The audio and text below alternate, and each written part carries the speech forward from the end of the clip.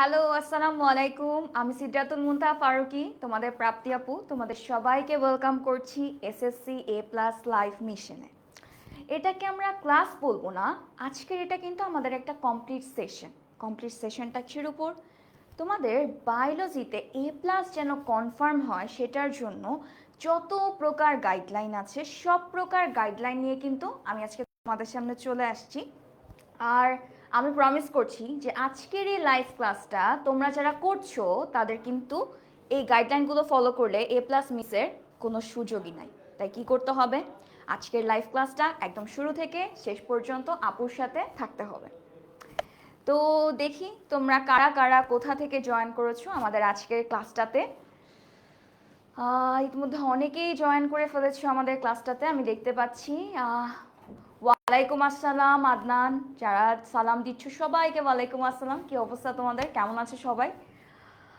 আমি আলহামদুলিল্লাহ ভালো আছি, ভালো থাকবো। তোমাদের ক্লাস নিতে আসছি তো ভালো তো থাকতেই হবে। তো তোমরা বলে ফেলো সবাই কে কোন ডিস্ট্রিক্ট থেকে জয়েন করেছো আর কারা কারা আজকের এই সেশনটার জন্য প্রস্তুত, সেটা আপুকে কমেন্টে জানায় দাও যে আপু আমরা সবাই রেডি আজকের এই সেশনটা করার জন্য। আচ্ছা দেখি কারা কারা। আমির হামজা, শাকিলাকে দেখতে পাচ্ছি, হুমায়রা, ওকে বগুড়া থেকে হুমায়রা, হ্যালো হুমায়রা।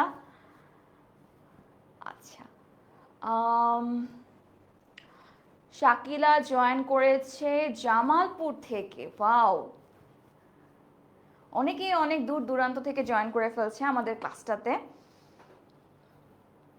কিছুক্ষণের মধ্যে আমরা ক্লাসটা শুরু করব, কিন্তু তোমরা তোমাদের ফ্রেন্ডদের সবাইকে বলে ফেলো ঝটপট ক্লাসটাতে জয়েন করে ফেলতে।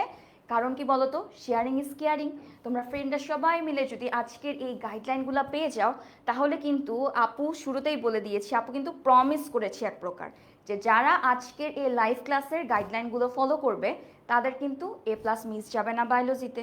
তো তুমিও যদি এ প্লাস মিস না করতে চাও তাহলে বন্ধুদের মধ্যেও শেয়ার করে ফেলো, তাহলে বন্ধু তোমরা সব একসাথে মিলে আমরা কি করব, আজকে এই লাইভ ক্লাসটা করে ফেলবো এবং গাইডলাইনগুলো আমরা পেয়ে যাচ্ছি। ঠিক আছে, আজকের এই গাইডলাইনগুলোতে আমি হচ্ছে তোমাদের যে শর্ট সিলেবাসের যে কতগুলো চ্যাপ্টার আছে সেখান থেকে তোমাদের সিকিউ, এমসিকিউ, গুরুত্বপূর্ণ চিত্র এবং একই সাথে এক একটা চ্যাপ্টারের কোন পার্ট থেকে তোমাদের সিকিউ আসে, কোন পার্টটা এমসিকিউর জন্য, বা তুমি সিকিউর জন্য কিভাবে পড়বে, এমসিকিউর জন্য কিভাবে পড়বে, বা একটা চিত্র তোমার কিভাবে আঁকতে হবে, চিত্র কিভাবে আঁকলে টিচাররা পছন্দ করে, পরীক্ষার হলে তোমার স্ট্র্যাটেজি কী, বায়োলজি কিভাবে পড়তে হয়, এরকম আরও অনেক অনেক ইম্পর্ট্যান্ট গাইডলাইন কিন্তু আমি আজকের এই সেশনটাতে নিয়ে এসেছি।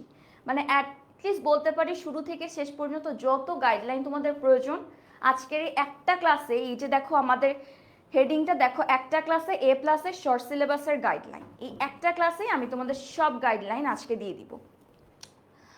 ওকে, তো ঝটপট শেয়ার করে ফেলেছি আমরা সবাই ক্লাসটা আজকে। ওকে, অনেকেই জয়েন করে ফেলেছি আমরা, রাইট? ওকে, চট্টগ্রাম থেকে আমি দেখতে পাচ্ছি অনেকেই অনেক দূর দূরান্তের ডিস্ট্রিক্ট থেকে আমার সাথে জয়েন করে ফেলেছে ক্লাসে। তোমাদেরকে অনেক অনেক থ্যাংক ইউ ক্লাসটাতে জয়েন করার জন্য। আচ্ছা,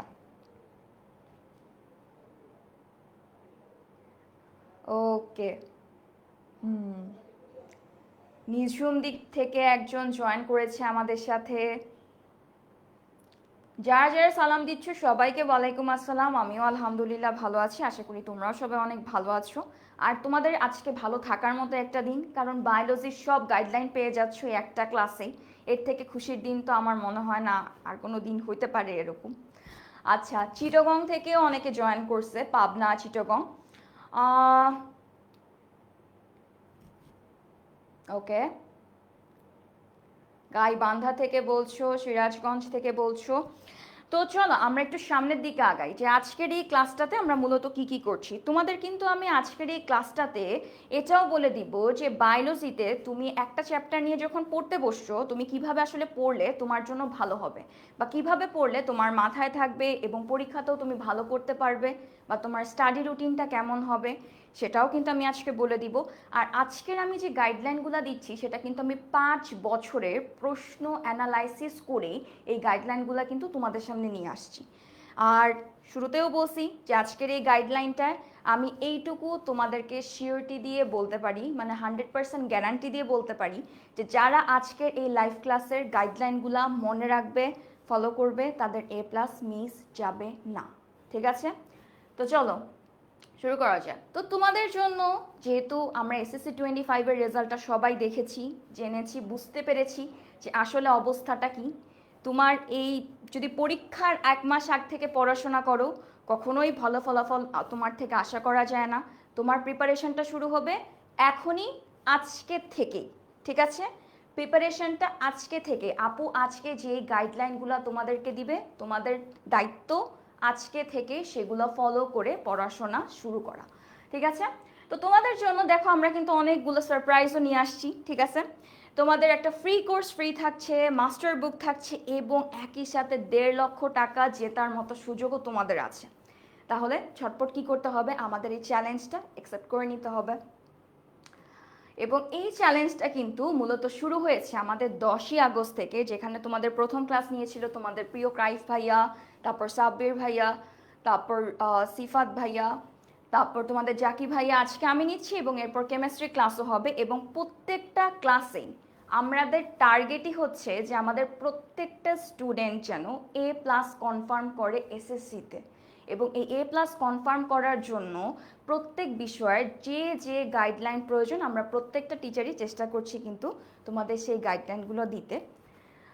ওকে, তো এবার আসলে দেখা যাক যে বায়োলজির কিন্তু অনেক কিছুই পরিবর্তন হয়েছে। তোমাদের কিন্তু এবার বায়োলজি টোটাল থাকতেছে 7টা চ্যাপ্টার। ঠিক আছে, তোমাদের থাকছে 7টা চ্যাপ্টার। কোন কোন চ্যাপ্টার আসো দেখি। তোমাদের এই 7টা চ্যাপ্টারের মধ্যে প্রথমে থাকছে প্রথম অধ্যায়, তারপরে থাকছে তোমাদের দ্বিতীয় অধ্যায় জীবকোষ ও টিস্যু, এরপর থাকছে তোমাদের তৃতীয় অধ্যায় কোষ বিভাজন, চতুর্থ অধ্যায় জীবনী শক্তি, একাদশ অধ্যায় জীবের প্রজনন, সেটার আংশিক অংশটাকে আমরা মূলত ধরে রাখছি, দ্বাদশ অধ্যায় থাকছে জীবের বংশগতি এবং জৈব অভিব্যক্তি নিয়ে, এবং এরপরে ত্রয়োদশ অধ্যায় থাকছে জীবের পরিবেশ। মূলত তোমাদের কিন্তু এবার শর্ট সিলেবাসে পরীক্ষাটা হচ্ছে। তো তোমাদের জন্য শর্ট সিলেবাস কিন্তু একদিকে যেমন একটা ব্লেসিং যে হ্যাঁ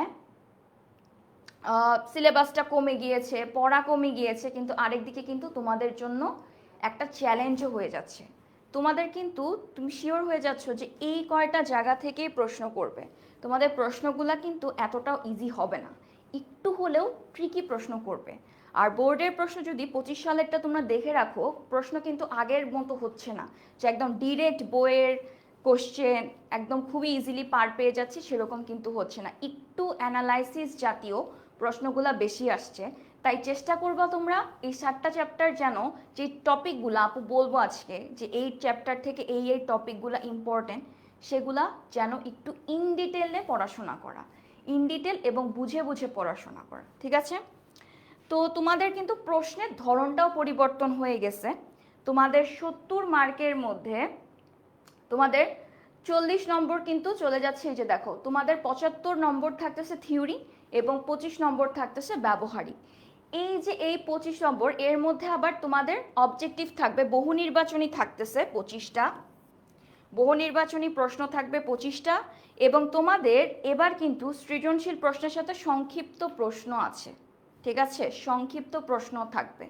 তোমাদের 7টা সৃজনশীল থাকবে, 7টা সৃজনশীল থেকে 4টার অ্যান্সার করতে হবে। ঠিক আছে, গেল 40 নম্বর। আর বাকি যে 10 নম্বর থাকে সেই 50-এর, সেখানে তোমাদের থাকবে সংক্ষিপ্ত প্রশ্ন 5টা, যেটা তোমাদের 7টার মধ্যে থেকে 5টার অ্যান্সার করতে হবে। ঠিক আছে, আমি আবার শুরু থেকে বলি যে তোমাদের কোন কোন সিলেবাসে থাকছে এবং তোমাদের প্রশ্নের প্যাটার্নটা কি, এই জিনিসটা বোঝা খুবই ইম্পর্টেন্ট। ঠিক আছে, তোমাদের চ্যাপ্টার থাকছে সর্বমোট 7টা। ঠিক আছে, প্রথম অধ্যায়, দ্বিতীয় অধ্যায়, তৃতীয় অধ্যায়, চতুর্থ অধ্যায়, 11, 12, 13। এবং প্রশ্ন প্যাটার্নে তোমাদের 25 নম্বরের থাকবে নৈবিত্তিক, 25 নম্বরের থাকবে ব্যবহারিক, আর বাকি যে নম্বর থাকে সেখানে 50 নম্বরের মধ্যে 10 নম্বরের থাকবে সংক্ষিপ্ত প্রশ্ন 2 নম্বরের করে। ঠিক আছে, সেটা 7টার মধ্যে 5টার অ্যান্সার করতে হবে। আর পরবর্তীতে তোমাদের 4টা সৃজনশীলের মধ্যে 4টা সৃজনশীলের উত্তর করতে হবে। ঠিক আছে, তো এই ছিল তোমাদের এসএসসি পরীক্ষার মার্কস ডিস্ট্রিবিউশন এবং তোমাদের শর্ট সিলেবাসে কোন কোন অধ্যায় ছিল। এই পর্যন্ত সবাই আমরা বুঝতে পেরেছি? সবাই কমেন্টে লিখো।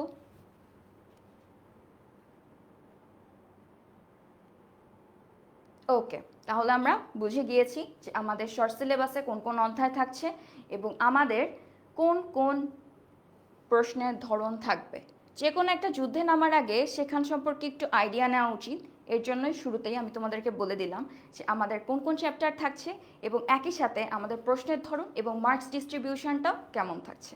ওকে, ও প্রথমেই আসি আমাদের প্রথম অধ্যায়। দ্বিতীয় অধ্যায়, তৃতীয় অধ্যায়, চতুর্থ অধ্যায়, যে অধ্যায়গুলো তোমাদের শর্ট সিলেবাস আছে সেগুলো এখানে সুন্দর করে আবার লেখা আছে। জীবনী পাঠ, জীবকোষ ও টিস্যু, কোষ বিভাজন, জীবনী শক্তি, জীবে প্রজনন, জীবের বংশগতি ও জৈব অভিব্যক্তি এবং লাস্টে হচ্ছে জীবের পরিবেশ। এবার দেখো, আমি বলেছি তোমাদেরকে 5 বছরের প্রশ্ন আমি অ্যানালাইসিস করে এখানে কিন্তু একটা পার্সেন্টেজ নিয়ে এসেছি তোমাদের সামনে, দাঁড় করিয়ে দিয়েছি যে কোন চ্যাপ্টার থেকে তোমার বেশি প্রশ্ন আসে এবং কোন চ্যাপ্টারে তোমার জ্ঞান থাকতে হবে 100-তে 100।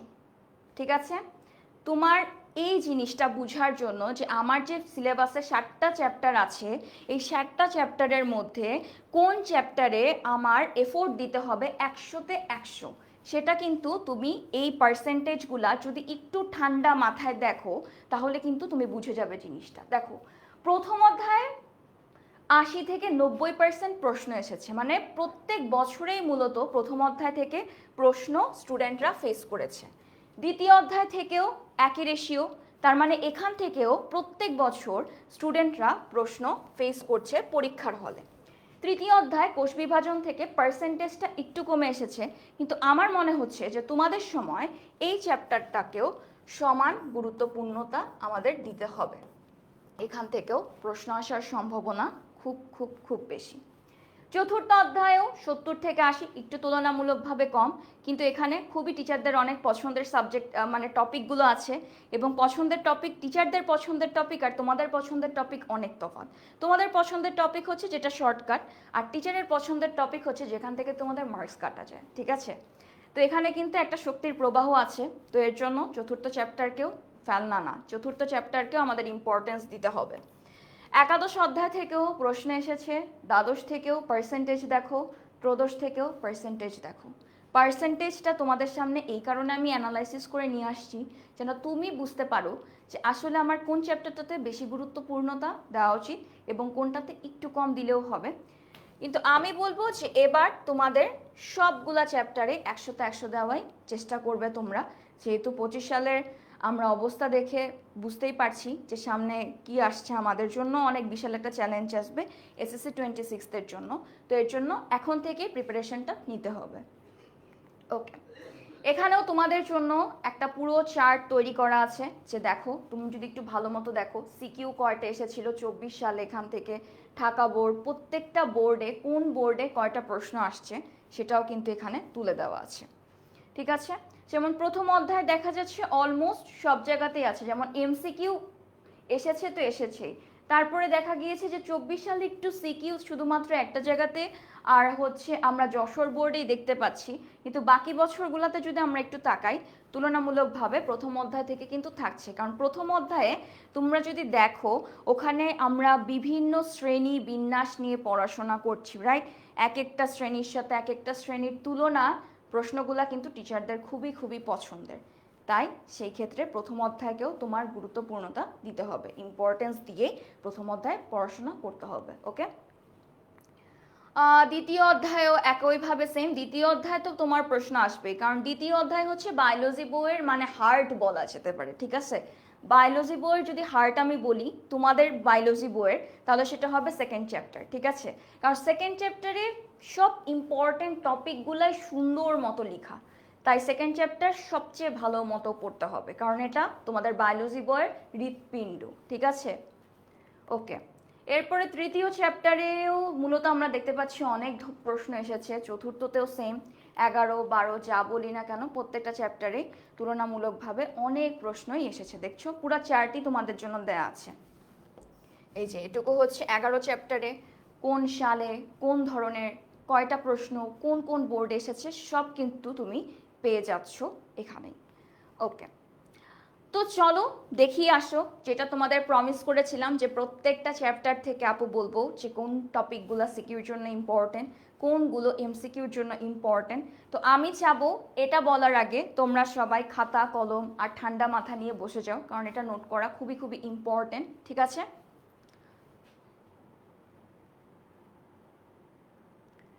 ওকে, সবাই রেডি আমরা? ঠিক আছে, তো চলো শুরু করা যাক। প্রথম অধ্যায়, ঠিক আছে? প্রথম অধ্যায় জীবন পাঠে তোমাদের যে জিনিসটা হবে, যে সিকিউর জন্য আমি যদি বলি ইম্পর্টেন্ট বিষয়গুলা সিকিউর জন্য, এই টপিকগুলো হচ্ছে মূলত সিকিউর জন্য। যে রাজ্যের বৈশিষ্ট্যগুলা যে থাকে, আমরা অনেকগুলো পড়েছি রাইট, মনেরা, প্রোটিস্টা, ফাঙ্গি, তারপর অ্যানিফেলিয়া, তারপর হচ্ছে আলাদা আলাদা করেও পাখির বৈশিষ্ট্য। এই বৈশিষ্ট্যগুলার একটা তালিকা করে যদি আমরা পড়তে পারি তাহলে কিন্তু আমাদের মাথায় থাকবে খুব সুন্দর মতো। এরপরে শ্রেণীবিন্যাসের গুরুত্ব, সিকিউর ঘ নাম্বারে খুবই কমন একটা প্রশ্ন। ঠিক আছে? সিকিউর ঘতে খুব বেশি পরিমাণে আসে যে শ্রেণীবিন্যাসের গুরুত্ব বলতে কি বুঝো, শ্রেণীবিন্যাসের প্রয়োজনীয়তা কি।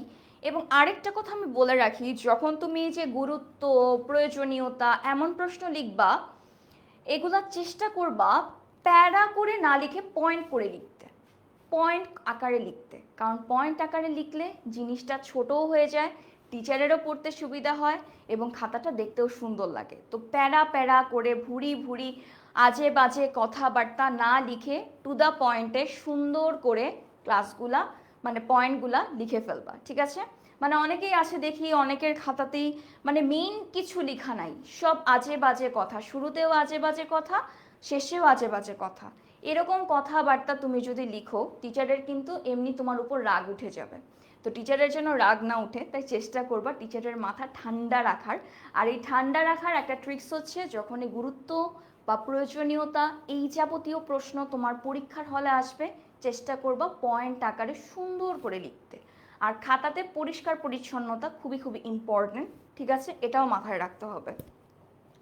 এমসিকিউতে আসার মতো বলতে গেলে কোন শাখা থেকে, তোমাদের যে চ্যাপ্টারের শুরুতে কোন শাখার যে ছোট ছোট সংজ্ঞাগুলো আমরা দেখি রাইট, যে হচ্ছে বা ইনফরমেটিক্স বলতে কি বুঝি, বা হচ্ছে মৎস্য বিজ্ঞান বলতে কি বুঝি, এই যে এই জিনিসগুলা, এগুলা থেকে তোমাদের কিন্তু অনেক অনেক এমসিকিউ আসে। এই জিনিসটাও একটু মাথায় রাখতে হবে।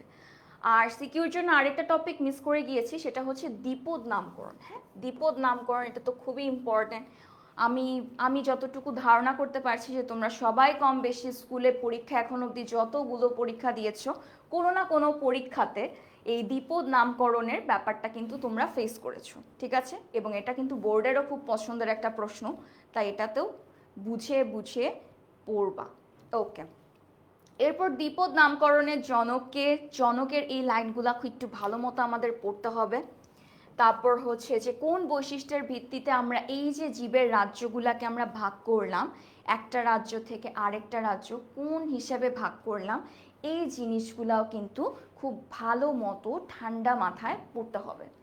এরপরে শ্রেণীবিন্যাসের মূল উদ্দেশ্য কি, শ্রেণীবিন্যাসের প্রয়োজনীয়তা কি, সেটা আমরা পড়েছিলাম যে অনেকগুলো প্রাণী যদি এরকমভাবে চলে আসে তাহলে সেগুলোকে আমার শ্রেণী বিভাগে ফেলা, তারপর অল্প সময়ে অল্প পরিশ্রমে এদেরকে একটা শ্রেণীবিন্যাসের মধ্যে ফেলা। আমি একটা নতুন প্রাণী আসলো, সেটাকে আমি শনাক্তকরণ করতে পারলাম কারণ আমার পূর্বের প্রাণীগুলাকে সুন্দর মতো আমি শ্রেণীবিন্যাসকৃত করে রেখেছি। এই জিনিসগুলা থেকেও কিন্তু অনেক এমসিকিউ আসে।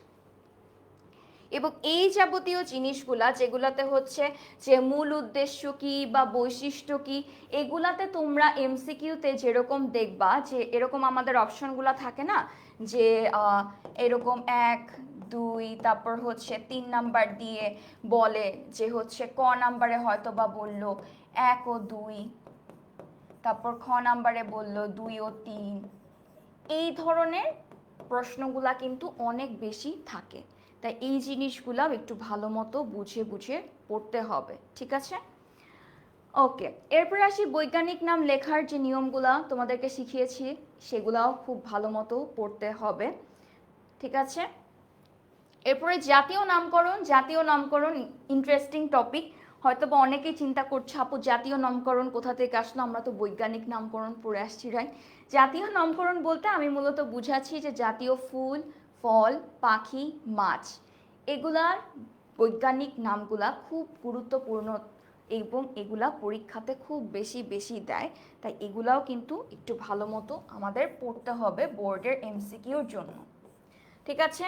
এবং হচ্ছে যেমন অনেক সময় দেয়া থাকে যে হচ্ছে কোন রাজ্যের বৈশিষ্ট্য এটা নির্ণয় করো, সেসব ক্ষেত্রেও কিন্তু তোমাদের রাজ্যের বৈশিষ্ট্যগুলো ভালো মতো পড়তে হবে। তো যেহেতু রাজ্যের বৈশিষ্ট্য অনেক অনেক বৈশিষ্ট্য থাকে, আমরা আসলে কুল পাই না যে কোনটা রেখে আসলে কোনটা পড়লে আমাদের জন্য ভালো হয়। বা দেখা যায় অনেকেই তোমরা এই প্রবলেমটা ফেস করো যে হয়তো বা একটার বৈশিষ্ট্য পড়লা, দ্বিতীয়টারটা পড়তে গেলে প্রথমটারটা ভুলে যাচ্ছি, এরকম অনেক সমস্যা হয়, আমি সেটা জানি। এটা সলভ করার একটা উপায় আছে, সেটা হচ্ছে তুমি একটা খাতার পৃষ্ঠা নিবা, সেখানে সুন্দর করে ছক করবা, ছক করে পড়ে প্রত্যেকটা রাজ্যের নাম লিখবা, তারপর 1-2 নাম্বার দিয়ে বৈশিষ্ট্যগুলা এরকম করে লিখতে থাকবা, মানে এরকম পাথালা করে নিয়ে পেজটা নিয়ে সেখানে সুন্দর মতো মার্জিন করে উপরে রাজ্যের নামগুলা লিখে তুমি বৈশিষ্ট্যগুলা যদি এভাবে লিখো, তাহলে কি হবে বলো তো? তোমার বৈশিষ্ট্যগুলা মাথায় থাকবে বেশি দিন। এবং তোমার কি হচ্ছে দেখো, তুমি এক ঝলকে কিন্তু প্রত্যেকটা বৈশিষ্ট্য দেখে ফেলতেছো প্রত্যেকটা রাজ্যের, তখন কি হচ্ছে তোমার মনে রাখাটাও তোমার জন্য সহজ হয়ে যাচ্ছে। তো প্রথম অধ্যায় থেকে যদি আমি তোমাদেরকে একটা টিপস দিই, তাহলে আমার টিপস হবে এই টিপসটা, যে তোমরা একটা কাজ করবা, খাতার পেজ নিয়ে সুন্দর মতো চার্ট করবা, লাইন টানবা, তারপর সেখানে উপরে রাজ্যের নামগুলা লিখে কোনটার কোন বৈশিষ্ট্য সেগুলো সুন্দর মতো লিখে লিখে পড়লে ইনশাল্লাহ তোমাদের মনে থাকবে। এবং তোমরা যে গুলিয়ে যায় বা আপু ভুলে যায়, কনফিউজড হয়ে যায়, এরকম এক্সকিউজ আর আসবে না, ঠিক আছে? ওকে, এরপরে এই যে আমাদের বায়োলজি বইয়ের হৃৎপিণ্ডের অধ্যায় কোষ ও টিস্যু, এই চ্যাপ্টারের আমি বলবো এমসিকিউর জন্য মোটামুটি সব ইম্পর্ট্যান্ট, যে কোনো জায়গা থেকে এমসিকিউ দিতে পারে, ঠিক আছে? কিন্তু সিকিউর জন্য আমি যদি বলি, সিকিউর জন্য আমি তোমাদেরকে কয়েকটা স্পেসিফিক টপিক বলে দিতে পারি যে হ্যাঁ এই টপিকগুলো থেকে প্রশ্ন বেশি আসে, এবং আসলে এই টপিকগুলো থেকে সিকিউতে প্রশ্ন বেশি আসে। যেমন প্রথমটা খুবই কমন, আদিকোষ এবং প্রকৃত কোষের পার্থক্য বলতেই পারে তোমাকে, তোমার বইয়ের একদম শুরুতেই আছে আদিকোষ এবং প্রকৃত কোষ। তোমার চ্যাপ্টারের নাম জীবকোষ ও টিস্যু, তুমি যদি আদিকোষ আর প্রকৃত কোষের পার্থক্যই না বুঝতে পারো, তাহলে তোমার ভিতরে যে আছে এই চ্যাপ্টারের সামনে যে টপিকগুলো আছে সেগুলো তোমার মাথায় ঢুকবে কিভাবে? তো টিচার তোমাকে সেটা জাস্টিফাই করার জন্য বা তুমি বুঝতে পারছো কি না চ্যাপ্টারের শুরুর অংশটুকু, সেটার জন্য কিন্তু আদিকোষ এবং প্রকৃত কোষ বোর্ডের টিচারদের খুবই পছন্দের একটা প্রশ্ন। তো এটাও কিন্তু ভালো মতো পড়বে। এরপর আসি দেহকোষ এবং জনন কোষ, একইভাবেও ইম্পর্টেন্ট। এরপরে কোষ প্রাচীরের চিত্র, কোষ প্রাচীরের সুন্দর একটা চিত্র আছে এবং কোষ প্রাচীরের সেখানে কিন্তু কিছু বৈশিষ্ট্য আমরা দেখতে পেয়েছি, তো সেগুলাও চেষ্টা করবে সুন্দর মতো বুঝে বুঝে পড়ার, এবং চিত্রগুলাও সুন্দর মতো এঁকে পড়ার চেষ্টা করবে, ঠিক আছে? বায়োলজি পড়ার কিন্তু একটা শর্টকাটও হচ্ছে এরকম চিত্র এঁকে তুমি যদি পড়ো, তাহলে হবে কি তোমার চোখ সেই জিনিসটা দেখছে। মনে করো অনেকেই আছে যে কাজটা করে যে ক্লাসে গেলাম, আচ্ছা ঠিক আছে আমার টিচার তো পক পক পক পক করতেছে, আমি শুধু শুনবো, আমি লিখবো না, কিচ্ছুও না, তাদের কিন্তু মাথায় কিচ্ছু থাকবে না আসলে। তুমি যখন একটা কাজ তুমি লিখবা তখন তোমার মাথায় থাকবে বেশি সময়, কেন বলো? তুমি যখন টিচারের কথা শুনছিলে তোমার কান শুধু কাজ করছিল, কিন্তু তুমি যখন লিখছো তোমার চোখ কাজ করছে, তোমার হাত কাজ করছে, তোমার ব্রেইনও ইকুয়ালি কিন্তু অনেকগুলো অর্গান নিয়ে কাজ করছে, তখন কি হবে বলো তো? জিনিসটা তোমার মাথায় বেশি দিন থাকবে। তাই বায়োলজি চেষ্টা করবে একটু চিত্র এঁকে পড়াশোনা করার, ঠিক আছে? আর তারপর আসি মাইটোকন্ড্রিয়াকে powerhouse of the cell কেন বলা হয়। এটা আসলে মানুষের মৃত্যুর আগ পর্যন্ত মনে রাখার মতো একটা লাইন, কিন্তু এই লাইনটা থেকে অনেক বেশি প্রশ্ন আসে। মাইটোকন্ড্রিয়া খুবই পছন্দের একটা টপিক টিচারদের, তো মাইটোকন্ড্রিয়াতেও কিন্তু খুব বেশি পরিমাণে ফোকাস করতে হবে আমাদের, চিত্রসহ। ওকে, চিত্রসহ, অবশ্যই চিত্রসহ।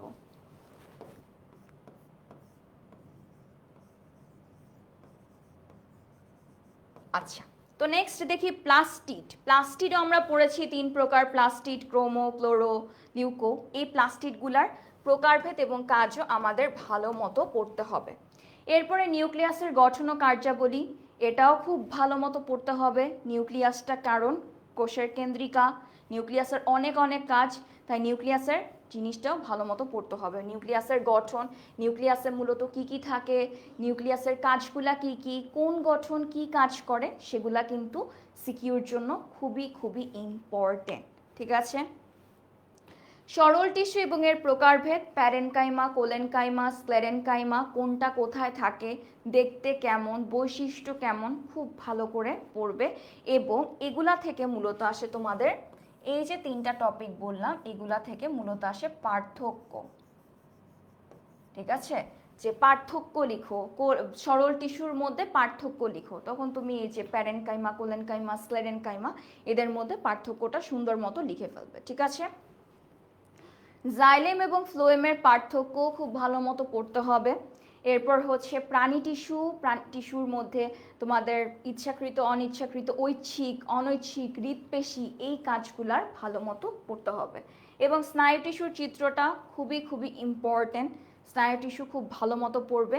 এবং শেষে হচ্ছে রক্তটা যে আছে, যেখানে আমরা রক্তকণিকা নিয়ে পড়েছি, এবং রক্তরস, রক্তকণিকা কোথায়, কত পার্সেন্ট পানি, কত পার্সেন্ট কী কী উপাদান থাকে, কেন থাকে, বা রক্তকণিকাগুলার কোনটার আয়ুষ্যকাল কত, দেখতে কেমন, নিউক্লিয়াস থাকে কি থাকে না, এই জিনিসগুলা খুব ঠান্ডা মাথায় ইন ডিটেলসে পড়াশোনা করবে। ঠিক আছে,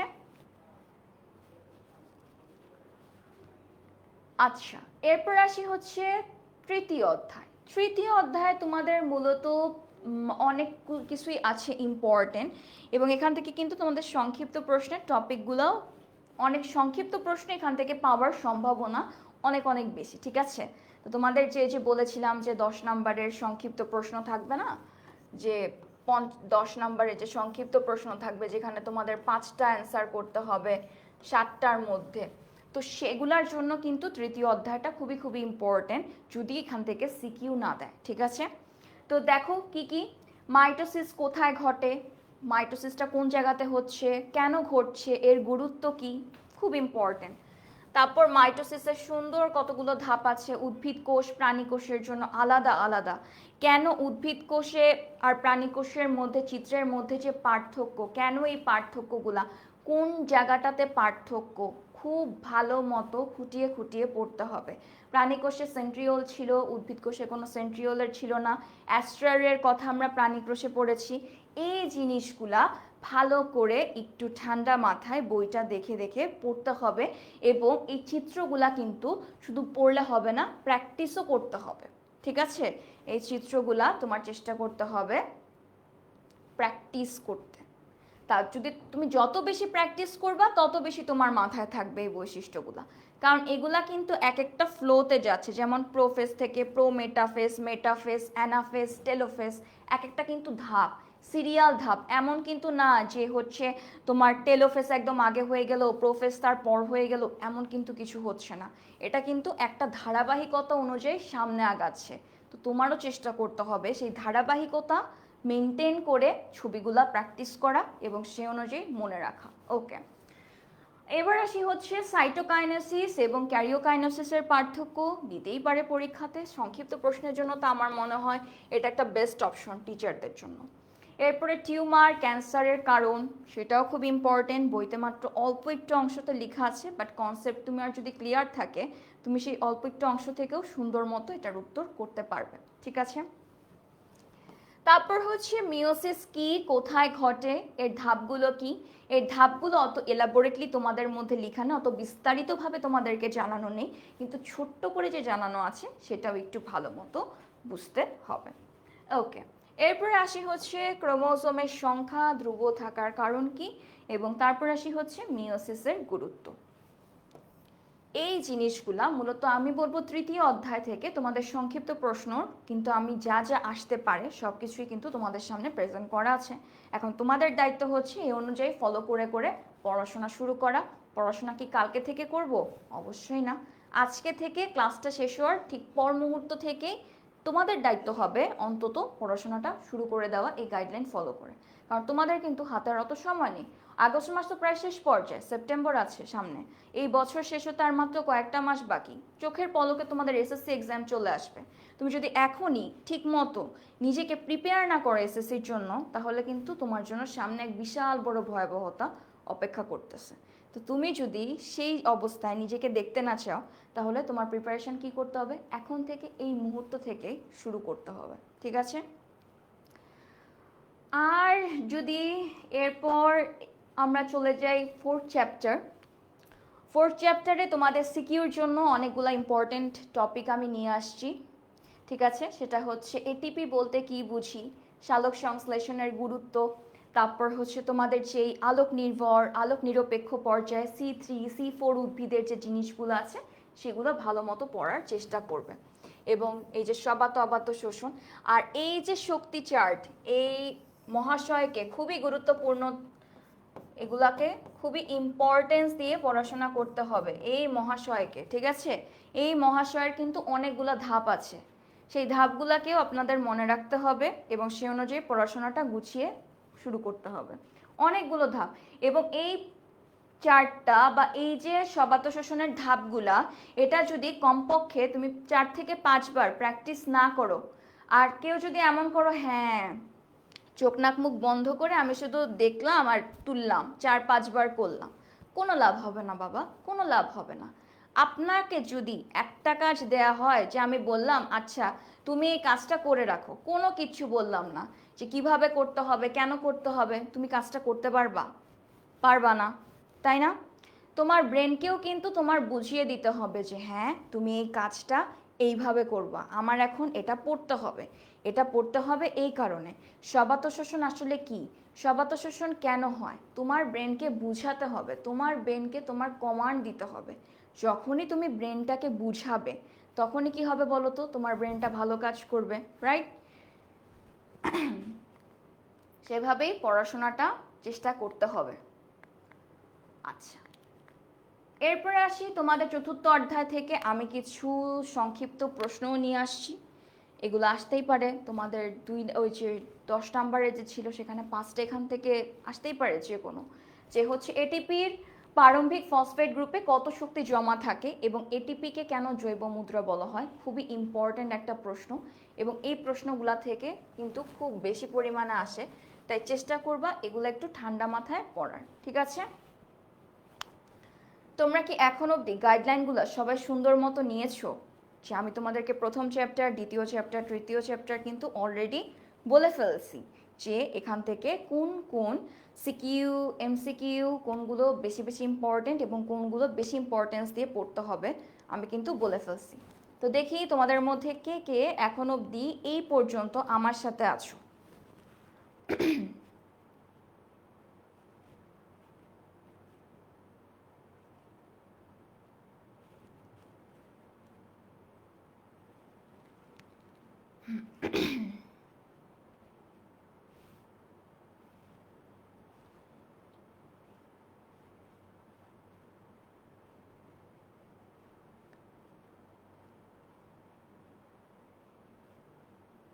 ওকে, ভেরি গুড ভেরি গুড। যারা এখন অবধি আমার সাথে আছো তোমাদেরকে আবার থ্যাংক ইউ দিচ্ছি আমার সাথে থাকার জন্য। তোমাদের জন্য কিন্তু সামনে আরও অনেক অনেক সারপ্রাইজ আছে, তো ঠান্ডা মাথায় দেখতে থাকি, ওকে? আর শুরু করার আগে আরেকটা কথা বলে রাখি যে তোমাদের রেজাল্ট নিয়ে, যে এসএসসি 25-এর রেজাল্ট আমরা দেখেছি, আমরা অনেক ভয় পাচ্ছি, তাই না? তোমাদের অনেকের কাছে রেজাল্ট বলতে আসলে কি বোঝায় একটু আমাকে বলো, যে আপু রেজাল্ট আসলে কি, কি মনে হয় তোমার কাছে? দেখি তোমার সাথে আমার কনসেপ্টের মিলে কিনা একটু দেখি, আমি দেখতে যাচ্ছি যে তোমাদের কাছে আসলে রেজাল্টটা কি আর আপুর কাছে আসলে রেজাল্টটা কি। আচ্ছা,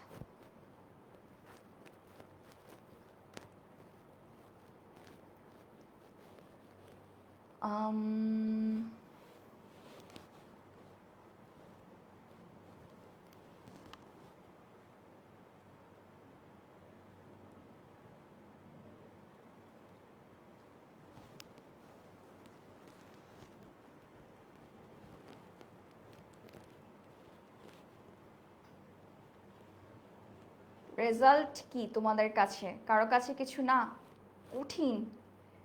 আচ্ছা, ইজ জাস্ট আ নাম্বার, ঠিক আছে। হ্যাঁ, তোমাদের অনেকের কাছে রেজাল্টটা হচ্ছে মার্কস, ভালো মার্কস, সার্টিফিকেট, রাইট? কিন্তু আমার কাছে রেজাল্ট হচ্ছে তোমার কনফিডেন্সের ইনজেকশন বলি আমি রেজাল্টকে, ঠিক আছে? কনফিডেন্সের ইনজেকশন কেন সেটাও বলি। একজন স্টুডেন্ট যখন একবার ভালো করে তখন তার মধ্যে না একটা আত্মবিশ্বাস তৈরি হয় যে আমি পারবো, আমার দ্বারা এই কাজটা হবে, আমি পারবো, আমার যে কোনো বাধাই আসুক না কেন আমি অতিক্রম করতে পারবো। এবং এই আত্মবিশ্বাসটা কিন্তু তোমার সামনে চলার পথে খুবই ইম্পর্টেন্ট। তো তোমাদের মধ্যে যারা ভালো রেজাল্ট করবে তাদের মধ্যে কিন্তু এই কনফিডেন্সের ইনজেকশনটা একদম পুশ হয়ে যাবে। মানে তোমার মধ্যে এই বিশ্বাসটা আসবে যে হ্যাঁ আমি পারবো, আমি সামনে যত বাধাই আসুক না কেন আমি কিন্তু সেটা ওভারকাম করতে পারবো। আর আমার আরেকটা ভাষায় আমি যদি রেজাল্টকে ডেসক্রাইব করি সেটা হবে হচ্ছে এসকেলেটর, নিজের স্বপ্নের কাছে যাওয়ার এসকেলেটর, ঠিক আছে? এই এসকেলেটরটা করে তুমি কি করবা, তোমার আস্তে আস্তে তোমার স্বপ্নের কাছে চলে যাবা। হ্যাঁ, জীবনে চলার পথে দেখা যাবে এক সময় তোমার এই যে ছোট ছোট সাকসেসগুলো মিলে দেখা যাবে ওটা বিশাল বড় একটা অ্যাচিভমেন্ট হয়ে যাবে ইনশাল্লাহ। তো এই বিশাল অ্যাচিভমেন্টটা পাওয়ার জন্য তোমাকে কিন্তু লেগে থাকতে হবে। জীবনে চলার পথে তুমি অনেক হোঁচট খাবা, অনেকবার পড়ে যাবা, জীবনটা এত সহজ না। তুমি যখন জীবনে সামনে আগাবা তোমার বিভিন্ন বাধা আসবে, ফ্যামিলি থেকে বলো, ফ্রেন্ড থেকে বলো, আশেপাশের পরিবেশ থেকে বলো, একাডেমিক লাইফ বলো, অনেক রকম বাধা আসবে। তো তোমার কি করতে হবে বলো, নিজেকে বলতে হবে যে হ্যাঁ আমি একবার ভাঙছি নিজেকে, দুইবার ভাঙছি নিজেকে, তৃতীয়বার আমি নিজেকে ভাঙতে দিব না। এরকম একটা মোট্টো তোমার মধ্যে রাখতে হবে। তোমরা এখন আস্তে আস্তে বড় হচ্ছ, তাই এখন থেকে নিজেদের মাথায় এরকম একটা মাইন্ডসেট রাখতে হবে যে হ্যাঁ আমি পারবো, আমার দ্বারা হবে। হ্যাঁ, হয়তো বা আজকের দিনটাতে আমি ব্যর্থ হয়েছি, কালকের দিনটাতে আমার জন্য হয়তো বা সফলতা রয়েও আসেও, রাইট? হয়তো বা আমার জন্য আগামী দিনে সফলতা ওয়েট করতেছে। তো আমার কি করতে হবে, সেই সফলতাটাকে ছুঁতে হলে আমাকে এখন থেকে এই মুহূর্ত থেকে চেষ্টা চালিয়ে যেতে হবে। আর চেষ্টা করলে মানুষ কখনোই ব্যর্থ হয় না, বরঞ্চ মানুষ সফলতা পায়। তাই চেষ্টা করতে হবে ভালো রেজাল্ট করার জন্য। আর ভালো রেজাল্ট তুমি যদি করো, আপু বললাম যেমন কনফিডেন্সের ইনজেকশন চলে আসবে, স্বপ্নের কাছে যাওয়ার একদম তোমার এসকেলেটর চলে আসবে, তখন তোমাকে কি আটকায় বলো, রাইট? তাই এখন থেকেই এভাবে করে চিন্তা ভাবনা করে পড়াশোনাটা করতে হবে এবং জীবনটাকেও এভাবেই নিতে হবে, ঠিক আছে? জীবনটা তো সহজ না বাবা, জীবনে চলার পথে তুমি অনেক হোঁচট খাবা, অনেক। তোমরা এখনো ছোট, আস্তে আস্তে বড় হচ্ছ, যখন বড় হবা দেখবা কি ভাবতাম ছোটবেলায় আর এখন কি হচ্ছে, এরকম একটা টাইম আসবে। বাট তার জন্য সবসময় তোমার এখন থেকে নিজেকে প্রস্তুত রাখতে হবে। তোমাদের এখন কম্পিটিশনের একটা যুগ, এই কম্পিটিশনের যুগে তুমি যদি টিকে থাকতে চাও তোমাকে রিয়েলিটি চেক বুঝে বুঝে বাস্তব চিন্তা ভাবনা করতে হবে। ওরকম ডেলিউশন বা ডেলুলু হলে হবে না, ঠিক আছে? যাই হোক, অনেক মোটিভেশন হয়ে গেল, একটু কথা বললাম তোমাদের সাথে কারণ আমার মনে হচ্ছিল যে তোমাদের ব্রেনটা একটু হ্যাং হয়ে গেছে, যেহেতু আপু অলরেডি 3টা চ্যাপ্টারের বলে ফেলছি কোন কোন সিকিউ, কোন কোন এমসিকিউ ইম্পর্টেন্ট। তো চলো এখন আবার আমরা ফিরে যাই, ঠিক আছে? তো সংক্ষিপ্ত প্রশ্ন দেখি আমরা এখানে। যেমন একটা প্রশ্ন আপু করছি যে এটিপি থেকে এডিপি চক্র কিভাবে জীবকোষের শক্তি সঞ্চয় এবং ব্যবহার নিশ্চিত করে, বা এডিপি কিভাবে তৈরি হচ্ছে, ইনঅর্গানিক ফসফেট কিভাবে এসে এখানে সাহায্য করছে বা হেল্প করছে, এই জিনিসগুলা কিন্তু খুব খুব ইম্পর্টেন্ট, ঠিক আছে? এরপর আসি, সব আলো থেকে সালোক সংশ্লেষণ সমান হয় নাকি হয় না? এটারও কিন্তু তোমাদের সালোক সংশ্লেষণের বইতে যে প্রভাবক আছে সেখানে আলো নামের যে টপিকটা আছে সেগুলা কি করতে হবে বলো তো, ওই অনুযায়ী আমাদের প্রভাবকগুলাও খুব ভালো মতো পড়তে হবে, কারণ ওখান থেকেও কিন্তু কি হতে পারে বলো তো, প্রশ্ন আসতে পারে।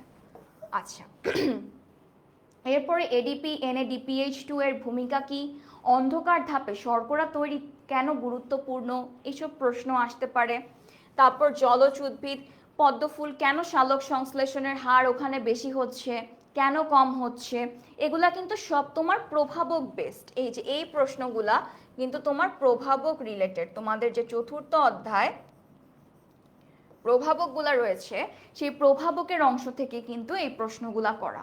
তো এগুলা খুব ভালো মতো পড়তে হবে, ঠিক আছে?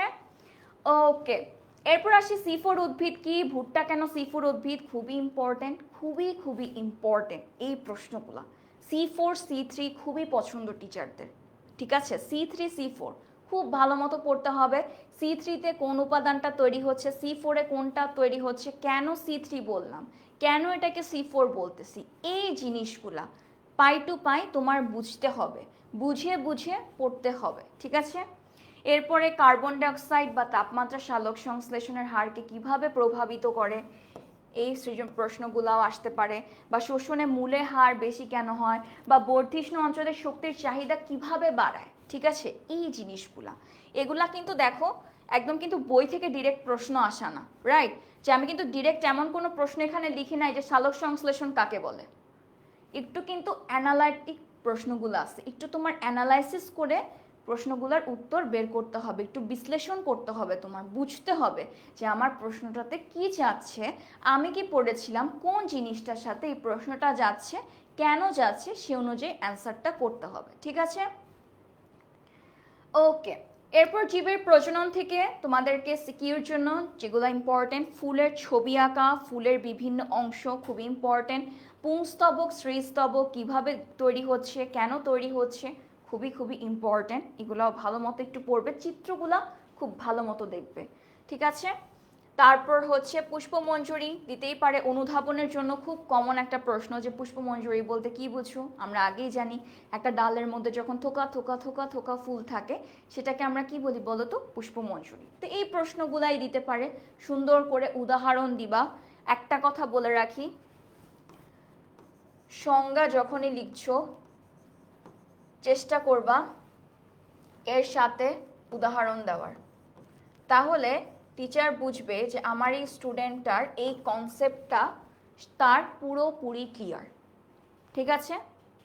তোমার পরীক্ষার হলে টার্গেটই থাকবে আমার টিচারকে বোঝানো যে হ্যাঁ আমার পুরো কনসেপ্ট ক্লিয়ার, ওকে? এরপরে হচ্ছে স্বপরাগায়ন পরপরাগায়ন, খুব ভালো মতো পড়বে, পার্থক্যগুলা ভালো মতো পড়বে। স্বপরাগায়ন পরপরাগায়ন থেকে মূলত আসে তোমাদের পার্থক্য। এরপর আসি পুং গ্যামেটোফাইট স্ত্রী গ্যামেটোফাইট, অলরেডি বলে ফেলছি, এবং হচ্ছে বহিনিষেক অন্তনিষেক থেকেও পার্থক্য আসে। আর এমসিকিউর জন্য যে হচ্ছে কোন প্রকার ফল, কোন ফুল কেমন, পানি পরাগী না বায়ু পরাগী, এই ধরনের থেকে অনেক এমসিকিউ আসে, তাই সেদিকেও তোমরা ভালো মতো ওই জিনিসগুলো পড়বে। এরপরে আসি সংক্ষিপ্ত প্রশ্নর কিছু আছে এখানে দেওয়া, যেমন জবাকে কেন আমরা সবাসী বা হচ্ছে কেন বলছি, কারণ তার মধ্যে তোমার পুংস্তবক স্ত্রীস্তবক দুইটাই একই সাথে আছে, রাইট? সে অনুযায়ী এটাকে আমরা বলতেছি যে এটা হচ্ছে একদম সম্পূর্ণ একটা ফুল। তারপর ফুলকে রূপান্তরিত অংশ বলা হয় কেন, বা লাউয়ের ফুল কোন ধরনের, এটা কি অসম্পূর্ণ নাকি একলিঙ্গ, কোনটা বোঝায়, এই ধরনের প্রশ্নগুলাও কিন্তু পরীক্ষাতে তোমাদের ফেস করতে হবে। তারপর পুংস্তবক কেন অত্যাবশ্যকীয়, এর গঠন, পরাগরেণুর ভূমিকা কি, পরাগরেণু কিভাবে কাজ করতেছে, পরাগ ধানের কাজটা কি, এগুলা কিন্তু খুব ভালো মতো পড়তে হবে। এবং পরপরাগায়নের প্রজাতির বিশুদ্ধতাকে কিভাবে প্রভাবিত করছে, তারপর দ্বিনিষেক কিভাবে হচ্ছে, ডাবল নিষেকটা কিভাবে হচ্ছে, বা কিভাবে 16 কোষটা সৃষ্টি হচ্ছে, এগুলা কিন্তু খুব ভালো মতো পড়তে হবে। গৌণ নিউক্লিয়াস কিভাবে সৃষ্টি হয়, এর পার্থক্যগুলা কি, সংক্ষিপ্ত প্রশ্নের জন্য এগুলা আসতে পারে। ওকে, এরপর আসি 12 নম্বর চ্যাপ্টার। 12 নম্বর চ্যাপ্টারে এমসিকিউর জন্য তোমাদের একদম বেসিক ক্রোমোজোম, ডিএনএ, আরএনএ, এই জিনিসগুলা খুব ভালো করে পড়তে হবে, ওকে? এই জিনিসগুলা খুব ভালো মতো পড়ার চেষ্টা করবে। এরপর সিকিউর জন্য যদি বলি, প্রকট, প্রচ্ছন্ন, তারপর ডিএনএ অনুলিপন, ম্যান্ডেলের যে আমরা চিত্রটা শিখছিলাম মটরশুটির পরীক্ষা, খুবই ইম্পর্টেন্ট, যে একদম টি থেকে আমাদের প্রকট বৈশিষ্ট্য কত পার্সেন্ট আসতেছে, প্রচ্ছন্নর পার্সেন্টেজ কতটুকু আসতেছে, এগুলা কিন্তু খুবই খুবই ইম্পর্টেন্ট। তারপর জেনেটিক কিছু রোগসমূহ আমাদের পড়তে হবে, তারপর আসি হচ্ছে ডিএনএ টেস্ট ইম্পর্টেন্ট, এবং ডারউইনের মতবাদও কিন্তু খুবই খুবই ইম্পর্টেন্ট। ডারউইনের মতবাদ থেকে তোমাদের দেখা যাবে ঘ নাম্বারের প্রশ্নগুলো খুব বেশি দেয়। এবং এই যে থ্যালাসেমিয়ার যে একটা পার্ট আছে, তারপর লিঙ্গ নির্ধারণ, এগুলা খুবই ইম্পর্টেন্ট। এবং এই প্রকট প্রচ্ছন্ন মূলত হচ্ছে এখান থেকে তোমাদের যে মটরশুটির যে পরীক্ষাটা আছে,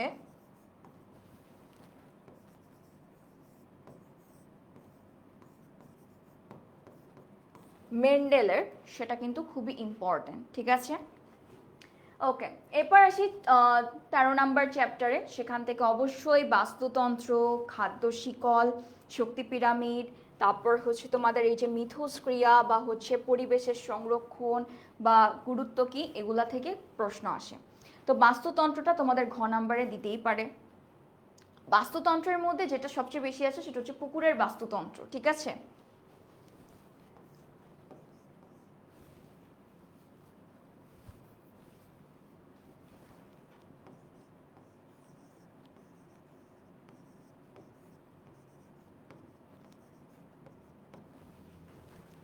পুকুরের বাস্তুতন্ত্রটা খুব সুন্দর মতো চিত্রসহ শিখবে।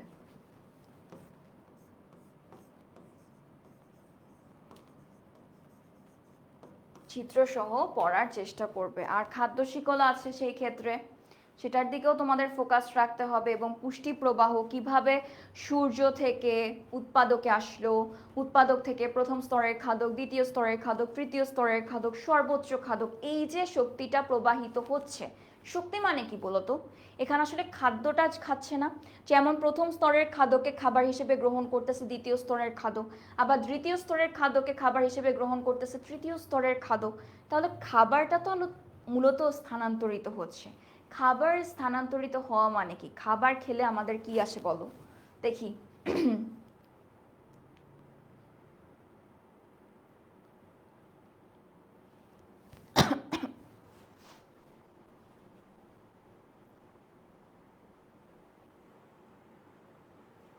দেখি কারা কারা বলতে পারে খাবার খেলে কি হয়।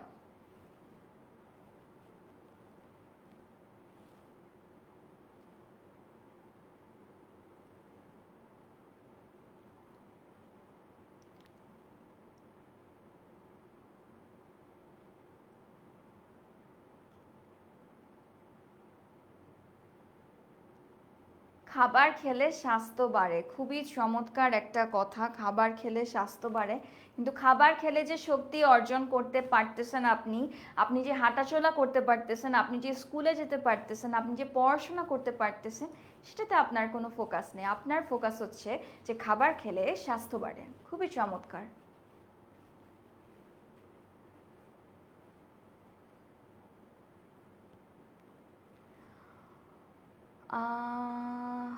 ঠিক আছে, তোমাদের উত্তরগুলো খুবই চমৎকার। ইয়াস, এটিপি, ভেরি গুড। এটিপি বাড়ে, এনার্জি বাড়ে, শক্তি বাড়ে, সেই শক্তিটা দিয়ে আমরা কাজ করতে পারতেছি। তো এইভাবেই আমরা কি করছি, শক্তি অর্জন করতে পারছি। ওকে, এরপর বিভিন্ন জীবের মধ্যে মিথস্ক্রিয়া মানে কিভাবে একজন আরেকজনের উপর কি পরজীবী হয়ে আছে, নাকি একই সাথে বসবাস করছে, নাকি তাদের মধ্যে প্রতিযোগিতা হচ্ছে, এই যে জিনিসগুলা, এগুলার কিন্তু তোমাদের বইতে প্রত্যেকটার কিন্তু এক একটা করে উদাহরণও আছে। ঠিক আছে, সেই উদাহরণগুলাও কিন্তু খুবই খুবই ইম্পর্টেন্ট। হ্যাঁ, এবং সেগুলা খুব ঠান্ডা মাথায় বুঝে বুঝে নোট করে করে পড়বা, আরও মনে থাকবে। ওকে, 13 নম্বর চ্যাপ্টার থেকে যদি বলি হার্বিভোরাস এবং কার্নিভোরাস প্রাণীদের মধ্যে তুলনা কি, এদের উদাহরণগুলা কি, সেটা আসতে পারে। তারপর অণুজীবের ভূমিকা, অণুজীব মানে কি, অণুজীবের কাজটা কি, অণুজীবকে মূলত আমরা কি হিসেবে চিন্তা করি বলো তো। অণুজীব,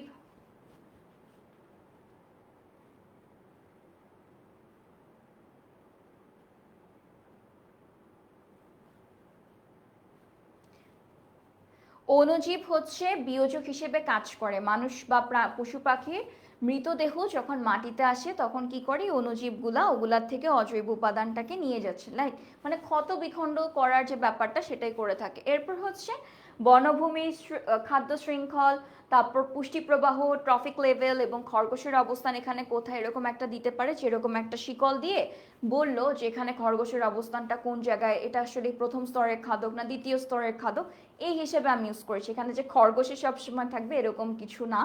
আর বাস্তুতন্ত্র আমি সবসময় বলি যে বাস্তুতন্ত্র কিন্তু আসলে এমন না যে আমি একটা বাস্তুতন্ত্রে ব্যাংকে বলতেছি প্রথম স্তরের খাদক, সেটার মানে এটা না যে পৃথিবীতে যত বাস্তুতন্ত্র আছে সব জায়গাতেই ব্যাংক প্রথম স্তরের খাদক। কোনো কোনো ক্ষেত্রে হতে পারে, বাট এমন না যে সব জায়গাতেই ব্যাংক প্রথম স্তরের খাদক হবে। তোমার আগে দেখতে হবে তোমার এই বাস্তুতন্ত্রের মধ্যে আশেপাশে কোন কোন প্রাণী আছে এবং কোন কোন গাছপালা আছে, সেটা তোমার বের করে তারপর তোমার এদের মধ্যে সম্পর্কটা তৈরি করতে হবে খাদ্য জালের, যে কোনটা আসলে উৎপাদক, কোনটা প্রথম স্তরের খাদ্য, কোনটা দ্বিতীয় স্তরের খাদ্য, এইভাবে তোমার বুঝতে হবে। ঠিক আছে, ওকে। এবার আসি তোমাদের জন্য কিছু ইম্পর্টেন্ট কথা। প্রথমে বায়োলজির কনসেপ্ট তোমাদের অনেকের কাছেই প্রথম কনসেপ্ট, যে একদম কি বলবো, একদম তোমাদের মাথায় এটা সেট হয়ে গেছে ওই যে মানে একদম সদা সত্য বাক্যের মতো তোমরা মাথায় এই জিনিসটা সেট করে ফেলছো যে বায়োলজি মানে মুখস্থ বিদ্যা। ঠিক আছে, কিন্তু আমি বলবো এই সদা সত্য বাক্যটাই মিথ্যা বাক্য। ঠিক আছে, কেন একটা জিনিস তুমি না বুঝে শুধু গড় গড় গড় গড় করে পড়ে যাবা যে mitochondria power house, mitochondria power house, mitochondria power house, তোমার ব্রেন তো একসময় পাগল হয়ে যাবে। ঠিক আছে, একসময় ব্রেন আউট হয়ে যাবে। তোমার ব্রেনকে বুঝাতে হবে মাইটোকন্ড্রিয়াকে আমি কেন পাওয়ার হাউস বলতেছি, বুঝে বুঝে পড়তে হবে। তুমি যদি বুঝে বুঝে পড়ো তাহলে বায়োলজিতে এই যে আপনাদের কমেন্টগুলো তো আমি খুব সুন্দর মতোই দেখতে পাচ্ছি, অনেকেরই কথা যে আপু বায়োলজি এত পড়া মনে থাকে না, পরীক্ষার হলে ভুলে যাই, এত এত পড়া, কোনটা রেখে কোনটা পড়বো, এটা পড়বো না ওটা পড়বো, আওলায় ঝাওলায় জগা খিচুড়ি হয়ে যাচ্ছে। এদের জন্য বলছি ঠান্ডা মাথায় বায়োলজি পড়াগুলা মুখে মুখে দয়া করে, যদি ওগুলার কোনো চিত্র থাকে সেই চিত্রটাকে সুন্দর মতো যদি পড়াশোনাটা করেন তাহলে আপনার ভুলার তো সম্ভাবনাই এখানে আসছে না, কারণ আপনার ব্রেনকে আপনি বুঝিয়ে দিয়েছেন যে জিনিসটা এভাবে হচ্ছে।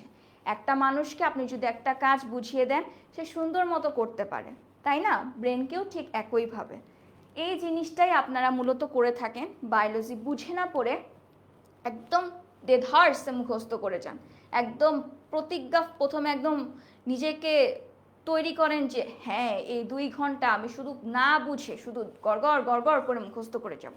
এই গড়গড় গড়গড় করে মুখস্থ করতে যেয়ে পরীক্ষার হলে একদম গড়গড়ানি অবস্থা হয়ে যায়। তাই এর জন্য কি করতে হবে, বুঝে বুঝে পড়তে হবে, এবং একই সাথে তোমার যে বোর্ডের প্রশ্নগুলো আছে সেগুলোও কিন্তু তোমাদের প্র্যাকটিস করতে হবে। ঠিক আছে, বোর্ডের প্রশ্নগুলা তুমি কি করবা, তোমার বাসায় টেস্ট পেপার থেকে একটা প্রশ্ন বের করবা, সেই প্রশ্নটা তুমি না দেখে তোমার খাতাতে, রাফ খাতাতে সুন্দর মতো লিখবা। তারপর কি হবে, তুমি নিজে আসলে বুঝবা যে পরীক্ষার হলে কিভাবে লিখলে আমার টিচারই পছন্দ করবে আমার খাতাটা এবং আমার মার্কস আসবে ভালো। ঠিক আছে, এর জন্য তোমার বেশি বেশি করে বায়োলজির ক্ষেত্রেও তোমার প্র্যাকটিস করতে হবে বিগত বছরের প্রশ্ন। শুধু এমন না যে হ্যাঁ আমি রাজশাহী বোর্ড দেখলাম, আচ্ছা আচ্ছা এই এই প্রশ্ন আসছে, বাস রেখে দিলাম বইটা, কোনো লাভ হবে না, কোনো লাভই হবে না। তুমি যতক্ষণ না পর্যন্ত এই প্রশ্নটা তুমি নিজের খাতায় লিখে প্র্যাকটিস না করতেছো তোমার কোনো লাভই হবে না। ঠিক আছে, তাই কি করতে হবে, বিগত বছরের প্রশ্নগুলা তোমার প্র্যাকটিস করতে হবে। ঠিক আছে, ওকে। এরপরে চিত্র না আঁকা। ঠিক আছে, তোমরা অনেকেই একটা কাজ করো, দেখো বায়োলজি খাতার বা বায়োলজির যারা আমরা টিচার থাকি বা হচ্ছে যারা টিচার থাকেন বোর্ডে, রেসপেক্টেড টিচাররা এটাই আশা করে যে আমার কাছে এই খাতাগুলো আসবে এবং এই খাতাতে আমি চিত্র পাবো, অবশ্যই চিত্র পাবো। এখন তোমার টিচার তোমার খাতাটা ওপেন করলো, তোমার প্রথম প্রশ্নে কোনো চিত্র নাই, দ্বিতীয় প্রশ্নে কোনো চিত্র নাই, টিচারের কি হচ্ছে বলো তো, রাগটা কিন্তু বাড়তেছে যে হ্যাঁ আমি একটা আশা নিয়েছিলাম, তুমি যদি একটা কিছু পাওয়ার আশায় থাকো সেই জিনিসটা তুমি যদি না পাও তোমার কি মেজাজ গরম হবে না? অবশ্যই হবে। টিচারেরও কিন্তু একই অবস্থা হবে। চেষ্টা করবে বায়োলজিতে চিত্র আঁকার, যত পারো চিত্র আঁকার। তোমার চিত্র এমন না যে লিওনার্দো দা ভিঞ্চি স্টাইলে একদম perfect clear neat and clean এরকম একদম হুবহু সেম চিত্র হওয়া লাগবে, এরকম কিছু না। তুমি তোমার টিচারকে বুঝাও যে হ্যাঁ এই অর্গানটা দেখতে এরকম, তাই আমি এটাকে এভাবে এঁকেছি, এই অর্গানের এই জিনিসটা দেখতে এমন, এই জিনিসটা দেখতে এমন, লেবেলিংটা সুন্দর করে করো। তোমার টিচার ওতেই তোমার উপর অনেক খুশি হয়ে যাবে, ঠিক আছে? আর যারা একদমই চিত্র আঁকো না, তোমাদেরকে বলছি যে টিচারের দেখা যায় কি রাত বাড়তে বাড়তে তোমার লাস্ট প্রশ্নে যে টিচারের এমন অবস্থা হবে যে টিচারের তোমাকে 10-এ 6 দিতেও টিচারের কোনো কষ্ট লাগবে না, কোনো কষ্টই লাগবে না, কারণ তুমি তোমার টিচারের রাগ অনেক বাড়ায় দিছো, তুমি কোনো চিত্রই আঁকো নাই। তাই কি করতে হবে বাবারা? চিত্র আঁকতে হবে, ঠিক আছে? এটাই মূল কথা, যে চিত্র আঁকবা তোমরা। একটা দুইটা চিত্র অন্তত পরীক্ষার খাতায় আঁকার চেষ্টা করো, এত কঠিন না তোমাদের যে চিত্র, সেটা কিন্তু এত কঠিন না। আর আগামীকালকেও ইনশাল্লাহ আমি একটা সেশন রাখছি, যেহেতু আগে স্পয়লার দিয়ে ফেললাম তোমাদেরকে, তো সেখানে ইনশাল্লাহ আমি শিখিয়েও দিব।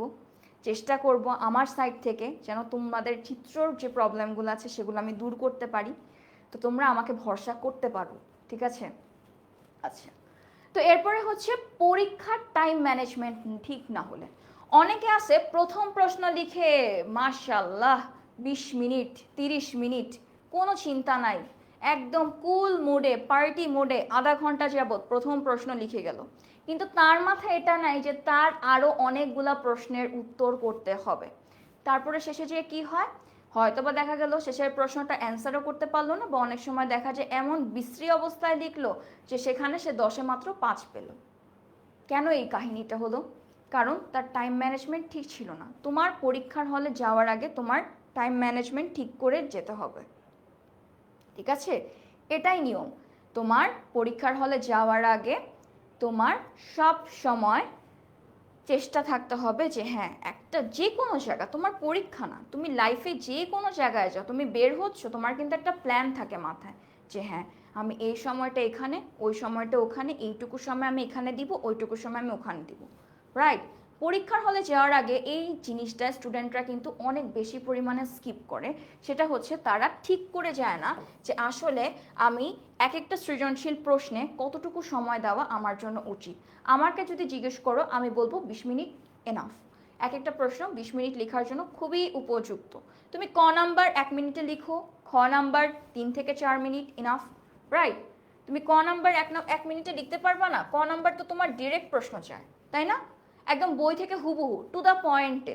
তুমি যদি বই ভালো মতো পড়ো, কনসেপ্ট ক্লিয়ার থাকে, তুমি ডেফিনেটলি পারবা। তো ক নাম্বার লিখতে 1 থেকে 1.5 মিনিট ধরে নিচ্ছি, যাও 1.5 মিনিট দিলাম, 1 থেকে 1.5 মিনিট। খ নাম্বার 2 থেকে 4 ধরে নিচ্ছি, বা এরও কম হয় সময়। এরপরে গ নাম্বার একটু যেহেতু অ্যানালিটিক, সেখানে 5 থেকে 6 এরকম। ঘ নাম্বারেও ঠিক একই, 5 থেকে 6 বা হচ্ছে 7 থেকে 8, যেহেতু এটা একটু বড়। বাস এইটুকু সময় তুমি যদি এই অনুযায়ী ফেস করে যাও, তাহলে কিন্তু তোমার কি হবে, তোমার এই যে টাইম ম্যানেজমেন্টের যে ব্যাপারটা আছে সেটা কিন্তু সুন্দর মতো সেট হয়ে যাচ্ছে। এবং এই সেটটা কি শুধু আমার ব্রেনে ঠিক করে গেলেই হবে? অবশ্যই না। তুমি যখন বাসায় প্রিপারেশন নিচ্ছ, তখন তোমার এই মাইন্ডসেট নিয়ে এই অনুযায়ী প্র্যাকটিস করে পরীক্ষার হলে যেয়ে বসতে হবে, ঠিক আছে? তোমার বাসা থেকেই প্রিপারেশনটা এইভাবে নিয়ে যেতে হবে, প্র্যাকটিস করে যেতে হবে, সৃজনশীল প্র্যাকটিস করতে হবে টাইম ধরে ধরে, যে হ্যাঁ 20 মিনিটে আমি সৃজনশীল শেষ করতে পারছি কি না। তুমি যদি এইভাবে প্রিপারেশন নাও, তোমার এসএসসি পরীক্ষাতে টাইম ম্যানেজমেন্টের প্রবলেমটা কিন্তু সলভ হয়ে যাবে। এবং আরেকটা যে কাজ আমরা করি, এখানেও আমার মনে হচ্ছে অনেকেই এমন আছেন যারা এখনও খুবই পার্টি কুল মুডে আছেন, যে হ্যাঁ পরীক্ষার তো আর অনেক সময় আছে, অনেক সময় আছে, ঘুমিয়ে থাকি। আপনাদেরকে বলতেছি জেগে উঠুন, বেশি সময় নাই, আগস্ট মাস চলে গেছে, আর মাত্র কয়েকটা মাস চোখের পলকে চলে যাবে। এখন থেকেই পড়াশোনাটা করতে হবে খুব খুব খুব ভালো মতো, ঠিক আছে? ওকে, এরপরে আসি যে হচ্ছে কিভাবে লিখলে তুমি আসলে, বা কিভাবে প্রিপারেশনটা নিলে তোমার আসলে A+টা কনফার্ম হচ্ছে, ঠিক আছে? সেটা কি? তোমার হচ্ছে মুখস্থ করার ক্ষেত্রে মুখস্থ না করে বুঝে পড়া, এবং ডায়াগ্রাম এঁকে পড়া, যেটা তোমাদেরকে শুরুতেই বলছি, এবং একইভাবে কোশ্চেন অ্যানালাইসিস করতে হবে। তোমার কোশ্চেন দেখে দেখে প্র্যাকটিস করতে হবে যদি তুমি বায়োলজিতে ভালো করতে চাও। ঠিক আছে, বায়োলজিতে যদি ভালো করতে চাও এর জন্য এই অনুযায়ী পড়াশোনা করতে হবে তোমার। তারপর আসি চ্যাপ্টার ওয়াইজ, যেমন অনেক তোমাদের এখন বইতে অনেক কিন্তু কিওয়ার্ড থাকে না, অনেক নতুন নতুন কিওয়ার্ড থাকে। তো তোমরা কি কাজ করবা, সেগুলা তোমরা তোমাদের খাতার মধ্যে ওই চ্যাপ্টারটার নাম লিখে সেখানে শর্ট নোট বানাবা। শর্ট নোট জিনিসটা কি, সেখানে হচ্ছে তুমি ছোট্ট করে লিখবা যে এই জিনিসটা আসলে কি বোঝানো হয় এরকম। যেমন বললো নিউরন কি, এরকম একটা তোমাদের নিউরন ওয়ার্ডটা, যেটা তোমাদের এইবার নতুন করে শিখছো, এরকম ওয়ার্ডগুলা যেগুলো তোমরা আগে ওইভাবে পরিচিত ছিলে না, এবার নতুন করে পরিচিত হচ্ছ বা একটু হায়ার লেভেলের সাথে কানেক্টেড, এই ওয়ার্ডগুলার একটা শর্ট নোট বানাবে। এটাতে হবে কি, তোমার একদিকে যেমন তোমার পড়া মনে থাকবে, তুমি পড়া বুঝতে পারবে, একইভাবে তোমার কিন্তু সৃজনশীলের নাম্বার সলভ হয়ে যাচ্ছে এবং একই সাথে তোমার এমসিকিউর ব্যাপারটাও কিন্তু সলভ হয়ে যাচ্ছে, তাই না? তাই এভাবে চেষ্টা করবে যে তোমাদের যতগুলা চ্যাপ্টার থাকে সেগুলার শর্ট নোট বানানো, যেমন কিওয়ার্ড বানানো, কিছু চার্ট বানালা, সেই অনুযায়ী তোমরা পড়াশোনাটা করবে। ঠিক আছে, ওকে। তো দেখি এখন এই পর্যন্ত কে কে ছিলে আমার সাথে।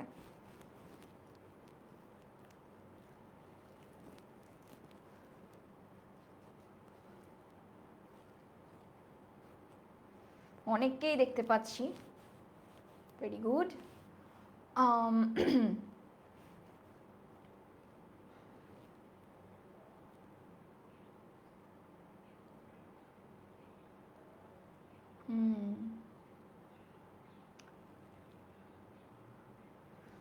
ওকে, তোমাদের থেকে একটা চমৎকার বিষয় পেলাম কমেন্ট পড়তে পড়তে, সেটাও একটু বলি। পড়াশোনাটা করতে হবে পড়াশোনার মতো। তুমি যদি 10 ঘন্টা পড়ার টেবিলে বসে শুধু বইয়ের দিকে তাকিয়ে থাকো, তোমার কিন্তু কোনো লাভ হবে না। তুমি 10 ঘন্টা পড়ার টেবিলে বসে আছো, হ্যাঁ তোমার বাবা দেখলো খুশি হচ্ছে, তোমার মা দেখলো খুশি হচ্ছে, বাসার সবাই খুব খুশি, বাচ্চা তো অনেক পড়াশোনা করতেছে, কিন্তু আসলে সে বইয়ের দিকে শুধু তাকিয়ে আছে এমনি। তোমার কি কোনো লাভ হচ্ছে? কি হচ্ছে, বরঞ্চ তোমার জীবন থেকে 10 ঘন্টা একদম কাট আউট হয়ে গেল, তোমার কিন্তু কোনো লাভই হলো না। আরও কি হলো, তোমার শরীরের উপর প্রেশার পড়লো। তাই পড়াশোনাটা করতে হবে পড়াশোনার মতো। তুমি যদি 1 ঘন্টাও পড়ো, সেই 1 ঘন্টাই পড়তে হবে মনোযোগ দিয়ে। এই 1 ঘন্টায় তোমার হেল্প করবে। তুমি 1 ঘন্টায় মনোযোগ দিয়ে পড়ো, 1 ঘন্টাই হেল্প করবে। আর পড়াশোনা আমার মতে এই যে তোমরা যে বলো আপু 5 ঘন্টা পড়লে কাজ করবে, 10 ঘন্টা পড়লে কাজ হবে, 20 ঘন্টা পড়লে কাজ হবে, এগুলা কোনো প্রশ্ন না, এগুলা কোনো প্রশ্ন না। টাইম ধরে পড়াশোনা ওভাবে না। তুমি তোমার চেষ্টা থাকবে, হ্যাঁ আজকে আমি বায়োলজির এই চ্যাপ্টারটা শেষ করব। এই চ্যাপ্টারটা এখন ভালো মতো শেষ করতে আমার 1 ঘন্টা লাগুক, 2 ঘন্টা লাগুক, 3 ঘন্টা লাগুক, আমার যায় আসে না। আমার টার্গেট হচ্ছে আজকে বায়োলজির প্রথম চ্যাপ্টারটাতে আমি একদম আলট্রা প্রো লেভেলে যাব। এখন এই আলট্রা প্রো লেভেলে যাইতে হলে আমার যদি 24 ঘন্টাও লাগে, আমি 24 ঘন্টাই পড়তে রাজি, এরকম মাইন্ডসেট থাকতে হবে। এমন না যে 10 ঘন্টা পড়লে আমি নিউটন হয়ে গেলাম, আইনস্টাইন হয়ে গেলাম, এসব চিন্তা বাদ দাও। পড়াশোনা পড়াশোনার মতো করতে হবে, ঠিক আছে?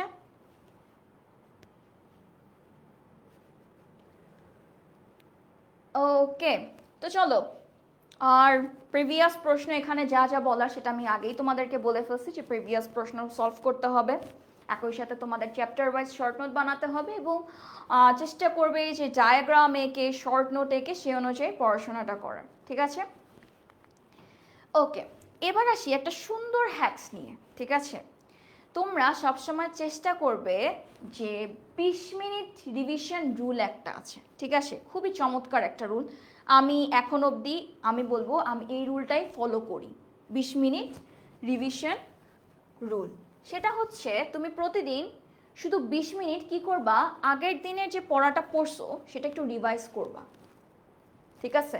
20 মিনিট কি করবা, তুমি 20 মিনিট আগের দিনের পড়া রিভাইজ করবা। এতে কি হবে, তুমি যখন প্রথমবার একটা জিনিস পড়ো, আমাদের ব্রেনের জিনিসটা একটু তোমাদেরকে ছোট্ট করে বুঝাই।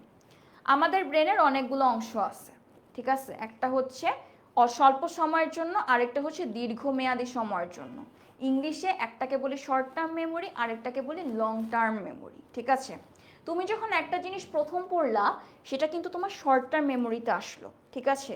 এখন এই শর্ট টার্ম মেমোরি মানে কি? ক্ষণস্থায়ী।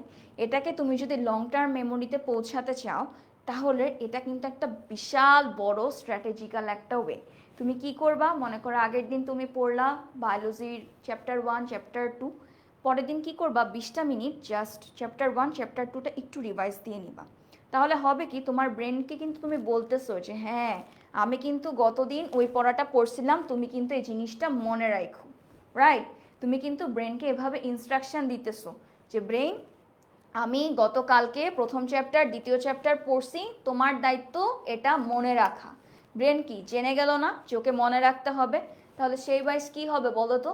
সেকেন্ড দিন, থার্ড দিন, ফোর্থ দিন তোমার পড়াটা কি হয়ে যাচ্ছে? লং টার্ম মেমোরিতে যে বা দীর্ঘমেয়াদী যে স্থান আছে সেখানে যে সেটেল হয়ে যাচ্ছে, ঠিক আছে? এটা কিন্তু খুব ভালো একটা হ্যাকস। ওকে,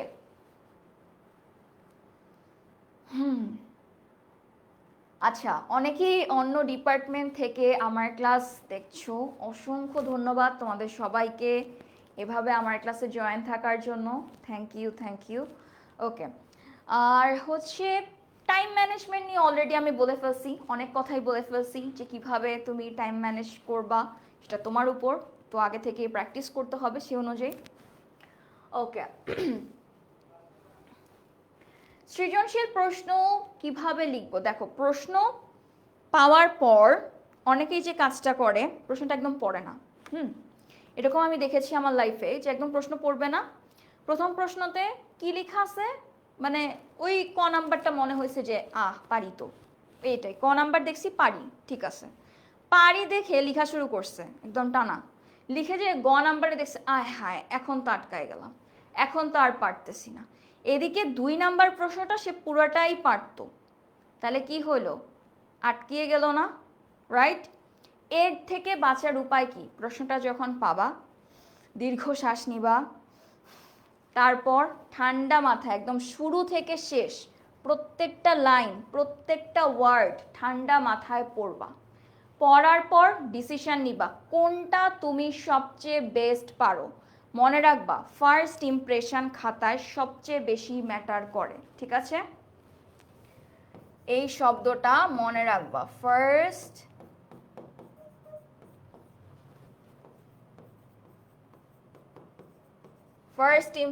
ফার্স্ট ইমপ্রেশন খুবই খুবই ম্যাটার করে পরীক্ষার খাতায়, ঠিক আছে?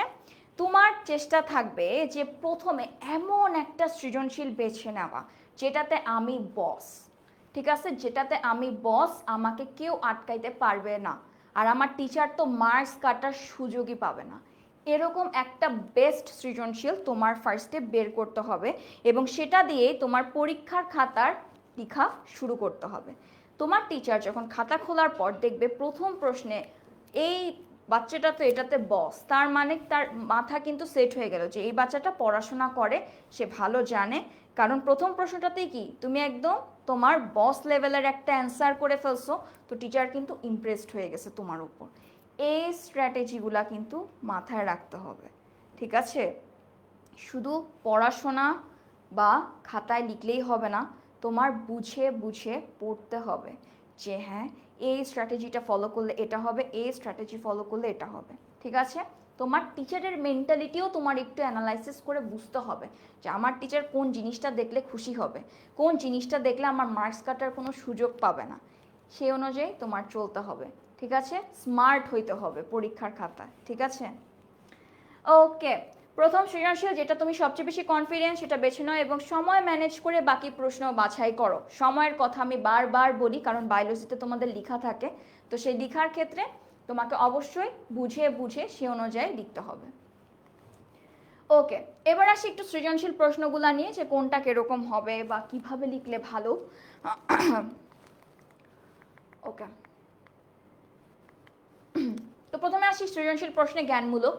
জ্ঞানমূলক একদম ডিরেক্ট বইয়ের জিনিস আসবে, যে একদম এক কথায় যে এটাকে কি বলে, জিন কাকে বলে, এই যে একটু আগে কি একজন বলছিলে যে জিন কি, জিন কাকে বলে, এরকম ধরনের প্রশ্ন আসতে পারে। ডিএনএ কি, আরএনএ কি, একদম টু দ্য পয়েন্ট, একদম ডিরেক্ট বইয়ের প্রশ্ন আসে এবং এটা চেষ্টা করবে এক লাইনে লিখার।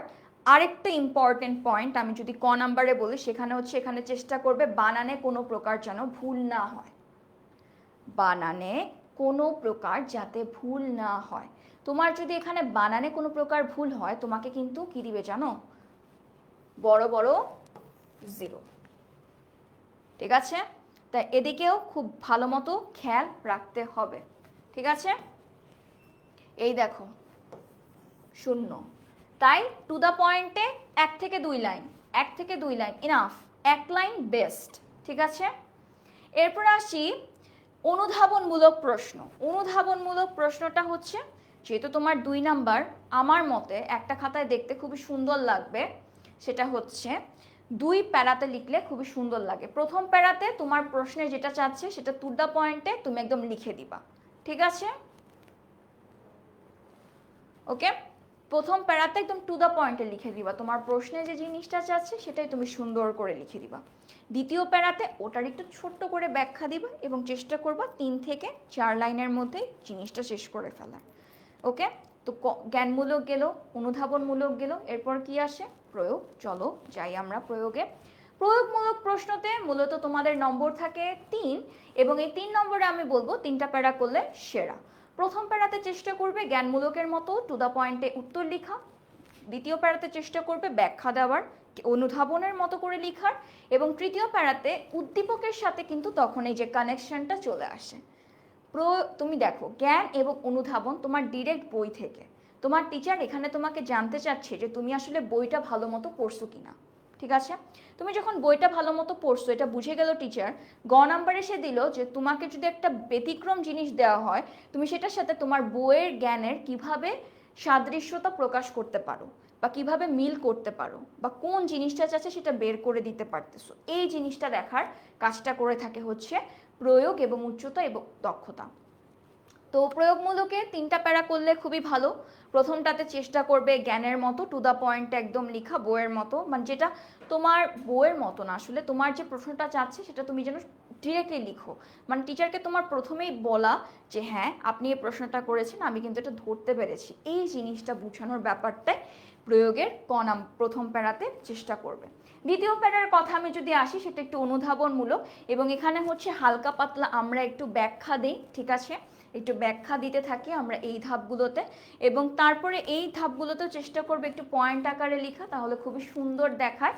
এবং তৃতীয় প্যারাতে প্রয়োগ উদ্দীপকের সাথে মিলিয়ে 8 থেকে 9 লাইনে লেখাটা শেষ করতে পারো, খুবই চমৎকার। যদি এইরকম স্ট্রাকচার ফলো করতে পারো, তোমাদের সৃজনশীলের 10-এ 10 আমি আশা করছি যে দিবে ইনশাল্লাহ। ওকে, উচ্চতর এবং দক্ষতার কথা বললে সেটা হচ্ছে তোমার এখানে 4টা প্যারার কথা চেষ্টা করবে এবং এখানে মূলত যেই প্রশ্নগুলো তোমাদের বেশি পাবা সেটা হচ্ছে তুলনা, সাদৃশ্য, বৈসাদৃশ্য, এরকম ধরনের আসবে। ঠিক আছে, ওকে, তাহলে দেখো জ্ঞানমূলক, তুমি প্রশ্ন কোনটা চাচ্ছে সেটা তুমি টিচারকে বুঝাবা যে হ্যাঁ এই প্রশ্নটা একদম ডিরেক্ট অ্যান্সার। অনুধাবন প্যারাতে ওটার একটু ছোট করে ব্যাখ্যা। গ নাম্বারে তুমি ছক বা পয়েন্ট আকারে মূল বিষয়গুলো লিখবে। ঘ নাম্বারে তুমি বিশ্লেষণ করবে, তুলনা করবে, গুরুত্ব বলবে, মতামত বলবে। এই জিনিসগুলা আমরা মূলত উচ্চতর দক্ষতার ঘ নাম্বারে লিখে থাকি। তো দেখো তোমাদেরকে কিন্তু আমি পুরো একটা সৃজনশীল প্রশ্ন কিভাবে লিখলে তুমি পরীক্ষাতে 10-এ 10 পাচ্ছ, সেই জিনিসটা কিন্তু পুরাটারই একটা সুন্দর স্ট্রাকচার আমি দিয়ে দিছি। তো তোমাদের কাজ কি হবে, আজকেই এই ক্লাসের পর বসে এই স্ট্রাকচারগুলো ফলো করে উত্তর লেখা প্র্যাকটিস করা। ঠিক আছে, এবং আরও আমি অনেক টিপস দিয়েছি তোমাদের এখন পর্যন্ত কিভাবে বায়োলজি পড়তে হবে, রাইট? আচ্ছা, তো বায়োলজি পড়ার ক্ষেত্রে তোমরা মুখস্থ না করলে কিভাবে পড়বে, এরকম একটা প্রশ্ন থাকে। প্রথম যে কাজটা করবে, একটা চ্যাপ্টার পুরোটা একবার রিডিং পড়বা। একবার রিডিং পড়ার পর তোমার ব্রেন মনে করো যে 2% ধরতে পারবে, বাকি 98%ই বুঝবে না যে কি বলতেছে না বলতেছে। সেকেন্ড টাইম আবার রিডিং পড়ো। সেকেন্ড টাইম রিডিং পড়ার পর তুমি দেখবা যে তোমার ব্রেন আস্তে আস্তে বুঝার পরিমাণটা বাড়তেছে। ঠিক আছে, তারপর যে বিষয়গুলো তোমার কাছে, তুমি কি করবা, 2বার 3বার রিডিং পড়লা, এরপর তুমি টেস্ট পেপারটা নিয়ে এসে দেখলা যে কোন বোর্ডে কোন বিষয়গুলো থেকে প্রশ্ন বেশি এসেছে, সেই টপিকগুলোতে যেয়ে তুমি সেগুলার ইন ডিটেলসে পড়াশোনা করবে, সেগুলা যদি অল্প বুঝো সেটা আরও ভালোভাবে বোঝার চেষ্টা করবে, আর ওভারঅল পুরো চ্যাপ্টারটা নিয়ে তোমার জন্য জ্ঞান ভালো থাকে এবং তুমি যেন সব কিছু ক্লিয়ার থাকে সেটারও একটা চেষ্টা করবে, ঠিক আছে? এই জিনিসগুলা খুব ভালো মতো বোঝার চেষ্টা করবে। ওকে, তো আমরা 10 মিনিট স্কুল সবসময় তোমাদের সাথে থাকি, এসএসসি 25-এর সাথেও যেমন আমরা সাথে ছিলাম, এসএসসি 26 তোমাদের সাথেও আমরা সাথে আছি, ঠিক আছে? আমাদের সবারই এখন একটাই লক্ষ্য, একটাই ফোকাস যে আমাদের স্টুডেন্ট যদি 10,000 হয়, 20,000 হয়, 1 লাখ হয়, 2 লাখ হয়, আমাদের প্রত্যেকটা স্টুডেন্ট যেন A+ পায় এসএসসিতে, ঠিক আছে? তো এর জন্যই আমরা কিন্তু আমাদের এই যে তোমাদের এসএসসির প্রিপারেশনটা এই আগস্ট মাসের 10 তারিখ থেকে কিন্তু শুরু করে দিয়েছি, ঠিক আছে? তারই ফলশ্রুতিতে তোমাদেরও কিন্তু হচ্ছে টেস্ট পরীক্ষার জন্য একটা প্রিপারেশন আসছে, খুব দ্রুতই আসছে, যেহেতু তোমাদের সামনে টেস্ট পরীক্ষা আছে এবং টেস্ট পরীক্ষা কিন্তু খুবই ইম্পর্টেন্ট। যদি টেস্ট পরীক্ষাতে কারো খারাপ হয়ে যায় তখন কিন্তু দেখা যাবে যে অনেককে এসএসসিতে বসতেও দিচ্ছে না। তো তার জন্য তোমাদের এসএসসি টেস্ট পরীক্ষার প্রিপারেশনের জন্য কিন্তু একটা মিশন চলে আসতেছে, এবং তোমরা যারা কিন্তু আমাদের এই সুপার স্টুডেন্ট চ্যালেঞ্জ অ্যাকসেপ্ট করতেছো তোমাদের মধ্যে অনেকেই কিন্তু এই কোর্সটা ফ্রি পেয়ে যেতে পারতেছো, তো এই সুযোগ মিস করা কিন্তু যাবে না। এবং তোমাদের জন্য যে আমাদের প্ল্যানটা আছে যে জুলাই থেকে সেপ্টেম্বর এই মাসে তোমাদের হচ্ছে লাইভ ক্লাস নিয়ে আমরা আমাদের বইটা শেষ করব। এর পরবর্তীতে হচ্ছে আমরা প্রতিটি বিষয়ের উপর সাপ্তাহিক এবং মাসিক মডেল টেস্ট নিব, ঠিক আছে? এবং আমরা হচ্ছে মাসিক কিছু মডেল টেস্ট নিব। এরপর অক্টোবর মাসের দিকে আমরা যদি দেখি বার্ষিক পরীক্ষার, ঠিক আছে, বার্ষিক পরীক্ষার জন্য মানে বার্ষিক পরীক্ষা বলতে তোমাদের টেস্ট পরীক্ষার জন্য আমরা কিছু সাজেশন দিব। সাজেশন দেওয়ার সাথে সাথে তোমাদের স্ট্যান্ডার্ড ব্যাখ্যা সহ প্রতিটা প্রশ্নের উত্তর দেওয়া হবে। এরপর আসে 3টি এক্সক্লুসিভ তোমাদের জন্য রিভিশন ক্লাসও থাকছে, ঠিক আছে? এক্সক্লুসিভ 3টা রিভিশন ক্লাস থাকছে। এই রিভিশন ক্লাসগুলোতে আমরা তোমাদের সিকিউ এসকিউ সব সলভ করে দিব, এমসিকিউ বলতেছি সিকিউ বলতেছি সব সলভ হয়ে যাবে তোমাদের, এবং তোমাদের কিন্তু প্র্যাকটিসও হবে। এবং তোমাদের জন্য 1 শট এমসিকিউ লাইভ ক্লাস আছে এবং 100 মার্কের মডেল টেস্ট দেওয়ারও তোমরা সুযোগ পাচ্ছ। বিশাল বড় প্ল্যান, দেখতে পাচ্ছ? একদম পুরো প্ল্যান কিন্তু সেট যে তোমাদের জন্য কবে কি আমরা করতে যাচ্ছি। তো এই সুযোগগুলো কিন্তু একদমই মিস করা যাবে না, এবং এইগুলোতে তোমরা যদি ভর্তি হও তাহলে তোমাদের সামনে এসএসসির যে আরও গাইডলাইন আছে সেগুলোও কিন্তু পেয়ে যাচ্ছ আমাদের থেকে, ঠিক আছে? আজকে তো সবই মোটামুটি দেওয়া হয়েছে, বাট তোমরা যখন সামনে পরীক্ষা দিবে তোমাদের পরীক্ষাতে কোন জিনিসটা আমরা বুঝতে পারবো যে তোমার কোন জায়গাটাতে তোমার উইকনেস আছে, কোন জায়গাটা তোমার ইমপ্রুভমেন্ট দরকার, সেগুলা কিন্তু তোমরা এসব পরীক্ষাতে বসে বা এসব কোর্স নেওয়ার মাধ্যমে কিন্তু পেয়ে যাচ্ছ, রাইট? এবং সে অনুযায়ী তোমার প্রিপারেশনটাও কি হয়ে যাচ্ছে 100তে 100। এবং হচ্ছে শেষ মুহূর্তের প্রস্তুতি স্বরূপ আমাদের এসএনপি কোর্সটা আসছে, ঠিক আছে? সেটা হচ্ছে নভেম্বর থেকে মার্চ মাস পর্যন্ত, সেখানে তোমাদের সিকিউ এমসিকিউ আমরা সম্পূর্ণ প্রস্তুতি দিচ্ছি, মানে তোমরা পুরোপুরি আমাদের উপর ভরসা করতে পারো এসএসসিতে A+ নিশ্চিত করার জন্য। এবং হচ্ছে প্রতিটি চ্যাপ্টারে তোমাদের জন্য থাকছে গুরুত্বপূর্ণ টপিক এবং পরীক্ষায় আসার সম্ভাবনার বিস্তারিত বিশ্লেষণ, 18, 19, 24 সালের বোর্ড প্রশ্নগুলোর সমাধান।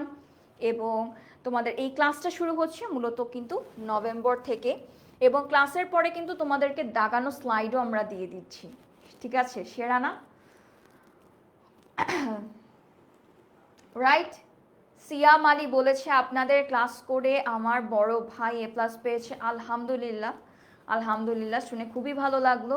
আমি দোয়া করি তোমার ভাই যেন সামনে আরও এরকম সাকসেস পায়। তো তোমারও এখন থেকে চেষ্টা চালিয়ে যেতে হবে যেন তুমিও তোমার বড় ভাইয়ের মতো A+ পেতে পারো, ঠিক আছে? তাই পড়াশোনাটা কিন্তু শুরু করতে হবে, ওকে? এবং তোমাদের এই যে আজকে আপু এত কিছু বুঝালাম, রাইট? তোমাদেরকে এত গাইডলাইন দিলাম কিভাবে বায়োলজি প্রশ্ন পড়তে হবে, কিভাবে সৃজনশীল প্রশ্নের উত্তর লিখতে হবে, কিভাবে উত্তর লিখলে ভালো হয়, কিভাবে মার্কস বেশি আসে, এরকম যে এত টিপস দিলাম সেটার ফল বোঝা যাবে এই হোমওয়ার্কে, ঠিক আছে? তোমাদের জন্য এখানে একটা সৃজনশীল প্রশ্ন আপু দিয়েছি, সেটা হচ্ছে সুজনের সাথে সুজনার বিয়ে হলো, তাদের সন্তানের মধ্যে রক্তশূন্যতা দেখা গেল, পরবর্তীতে পরীক্ষণ করে দেখা গেল সুজন ও সুজনা উভয়েরই গ্লোবিউলিন প্রোটিন সৃষ্টিকারী জিন ত্রুটিপূর্ণ। ক নম্বরে হচ্ছে সেক্স লিঙ্কড অসুখ কাকে বলে, আন্তঃপ্রজাতিক সংগ্রাম কিভাবে ঘটে ব্যাখ্যা করো, এবং উদ্দীপকে দম্পতির সন্তানদের ক্ষেত্রে রোগটি দ্বারা আক্রান্ত সন্তান জন্মের সম্ভাবনা কত ভাগ ব্যাখ্যা করো, এবং কন্যা ও পুত্র সন্তান হওয়ার ক্ষেত্রে সুজন ও সুজনার মধ্যে কার ভূমিকা রয়েছে বিশ্লেষণ করো। এই পুরা সৃজনশীল প্রশ্ন আমি তোমাদেরকে বলেছি যে কোন টাইম ম্যানেজমেন্টের কথা বলেছি, কিভাবে লিখতে হবে, কোনভাবে লিখলে ভালো হয়, কোনভাবে লিখলে টিচারকে ইমপ্রেস করা যায়, কি কি গাইডলাইন ফলো করতে হবে, কি কি স্ট্র্যাটেজি ফলো করতে হবে, সব কিছুই কিন্তু আজকের ক্লাসটাতে আমি বলে দিয়েছি। তো তোমরা কতটুকু বুঝতে পেরেছো সেটাই কিন্তু ফল আমি পাবো যখন তোমরা এই হোমওয়ার্কটা সুন্দর মতো করে জমা দিবে আমাদের যে SSC 26 সুপার স্টুডেন্ট যে গ্রুপ আছে সেখানে তোমাদের নাম,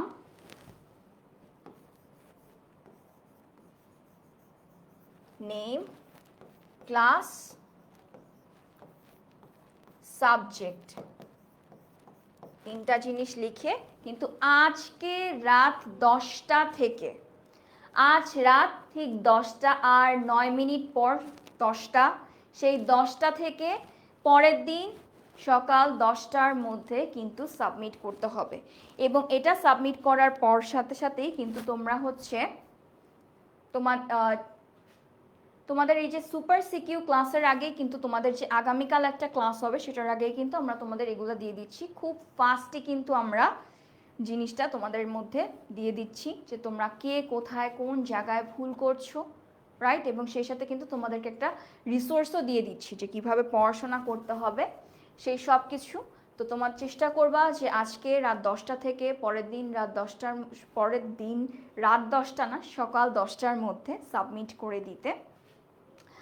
আর আজকে তো তোমাদের সাথে গাইডলাইন শেয়ার করলাম কোন কোন টপিক, কোন কোন তোমাদের যে শর্ট সিলেবাসে যে টপিক আছে সেখান থেকে কোনগুলো সিকিউর জন্য ইম্পর্টেন্ট, কোনগুলো এমসিকিউর জন্য ইম্পর্টেন্ট সেগুলো তো আপু বলেছি। সেই সাথে হচ্ছে তোমাদের সিকিউ কিভাবে লিখতে হবে, এমসিকিউ বা বায়োলজি পড়বে কিভাবে, বা কোন কোন মিস্টেকগুলো হয়ে থাকে পরীক্ষাতে, সেই মিস্টেকগুলা থেকে পার পাওয়ার বা মুক্ত হওয়ার উপায়গুলো কি সেগুলো আপু শেয়ার করে দিয়েছি। কিন্তু আগামীকালকে তোমাদের সাথে আবার দেখা হচ্ছে আমার SSC 26 গ্রুপে, এবং সেখানে আমি হচ্ছে তোমাদেরকে শিখিয়ে দিব যে জীববিজ্ঞানের, যেহেতু তোমাদের চিত্র নিয়ে এত সমস্যা, তাই বলছি যে চিন্তা করার কোনো কারণ নেই, আমি আছি। তাই তোমাদেরকে আগামীকাল 29 তারিখ ঠিক রাত 8:30টায় কিন্তু আমি তোমাদের প্রত্যেকটা চ্যাপ্টার থেকে গুরুত্বপূর্ণ যে চিত্রগুলো আছে যেগুলো পরীক্ষাতে আসে সেগুলা কিভাবে সহজ করে আঁকা যায় তার উপর কিন্তু একটা ক্লাস থাকছে। তো তোমরা যারা চিত্র আঁকা নিয়ে ভয় পাও বা যাদের চিত্র নিয়ে সমস্যা তারা কিন্তু আগামীকালকের ক্লাসটা একদমই মিস করা যাবে না, ঠিক আছে?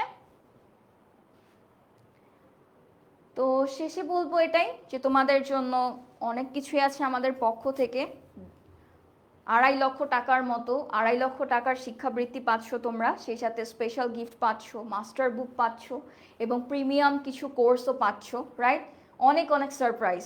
2.5 লক্ষ টাকার মতো শিক্ষাবৃত্তি পাচ্ছ, চিন্তা করো। তাহলে সুপার স্টুডেন্ট চ্যালেঞ্জ অবশ্যই নেওয়া উচিত, রাইট? তো কারা কারা নিতে প্রস্তুত দেখি?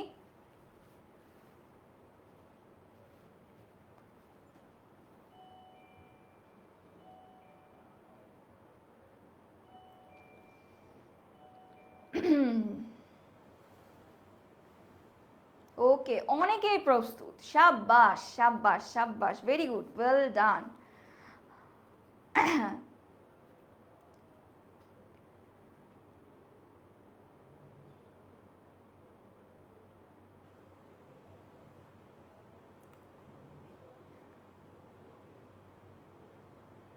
আগামীকাল ঠিক রাত 8:30টায় তোমাদের সাথে ক্লাস হবে আমার, ঠিক আছে? যেখানে তোমাদেরকে আমি শিখাবো যে বায়োলজির যে তোমাদের 7টা চ্যাপ্টার আছে সেখান থেকে কোন কোন চিত্রগুলো তোমাদের পরীক্ষাতে আসবে সেগুলা কিভাবে সহজ করে আঁকা যায়, বা চিত্র আঁকার ক্ষেত্রে কোন কোন বিষয়গুলো আমাদের মাথায় রেখে আঁকতে হবে, সেই সব কিছুই কিন্তু আছে। আমি দেখতে পাচ্ছি অনেকেই সুপার স্টুডেন্ট চ্যালেঞ্জ নেওয়ার জন্য প্রস্তুত, তো অনেক সাহসী তোমরা। Very good, well done. এরকম একটা সুযোগ আসলেই কারো মিস করা উচিত না। আমি বলবো যারা এখন অবধি একটু কনফিউজড আছো যে আসলে কি নেওয়া উচিত হবে কি না, তোমাদেরকে বলছি ঝটপট একদম দুশ্চিন্তা বাদ দিয়ে এই চ্যালেঞ্জটা নিয়ে ফেলো। তো আজকের এই সেশন এই পর্যন্তই ছিল, ঠিক আছে? আমার বায়োলজি ক্লাস 28 তারিখের এই ছিল তোমাদের জন্য এসএসসিতে বায়োলজিতে A+ কনফার্ম করার জন্য আমার গাইডলাইন। তো আশা করি তোমরা সবাই শুরু থেকে শেষ পর্যন্ত আমি যতগুলো গাইডলাইন দিয়েছি সেগুলো তোমরা বুঝতে পেরেছো। আমি তখনই খুশি হব যখন তোমরা আমার এই প্রত্যেকটা ইউটিউব, ফেসবুক, যারা যারা যেখান থেকে জয়েন করেছো সবাই তোমরা পরীক্ষার হলে আপুর এই গাইডলাইনগুলো ফলো করে সে অনুযায়ী লিখবে এবং ভালো রেজাল্ট করে আপুকে দেখাবে। সেটাই হবে আমার জন্য সবচেয়ে বড় সার্থকতা, ঠিক আছে? তো এই তো, সবাই ভালো থাকো, সুস্থ থাকো। ইনশাল্লাহ আগামীকাল তোমাদের সাথে আবার দেখা হবে। তো গাইডলাইনগুলো সুন্দর মতো নোট করে পড়ে ফেলবে, আর স্লাইডটাও তো তোমরা পেয়ে যাচ্ছ। তাই ঠান্ডা মাথায় গাইডলাইনগুলো ফলো করে প্র্যাকটিস করবে। ইনশাল্লাহ তোমাদের A+ কেউ আটকানো নেই যদি এই গাইডলাইনগুলো ফলো করে তুমি পরীক্ষার হলে যেতে পারো। সবাই ভালো থাকো, সুস্থ থাকো। আল্লাহ হাফেজ।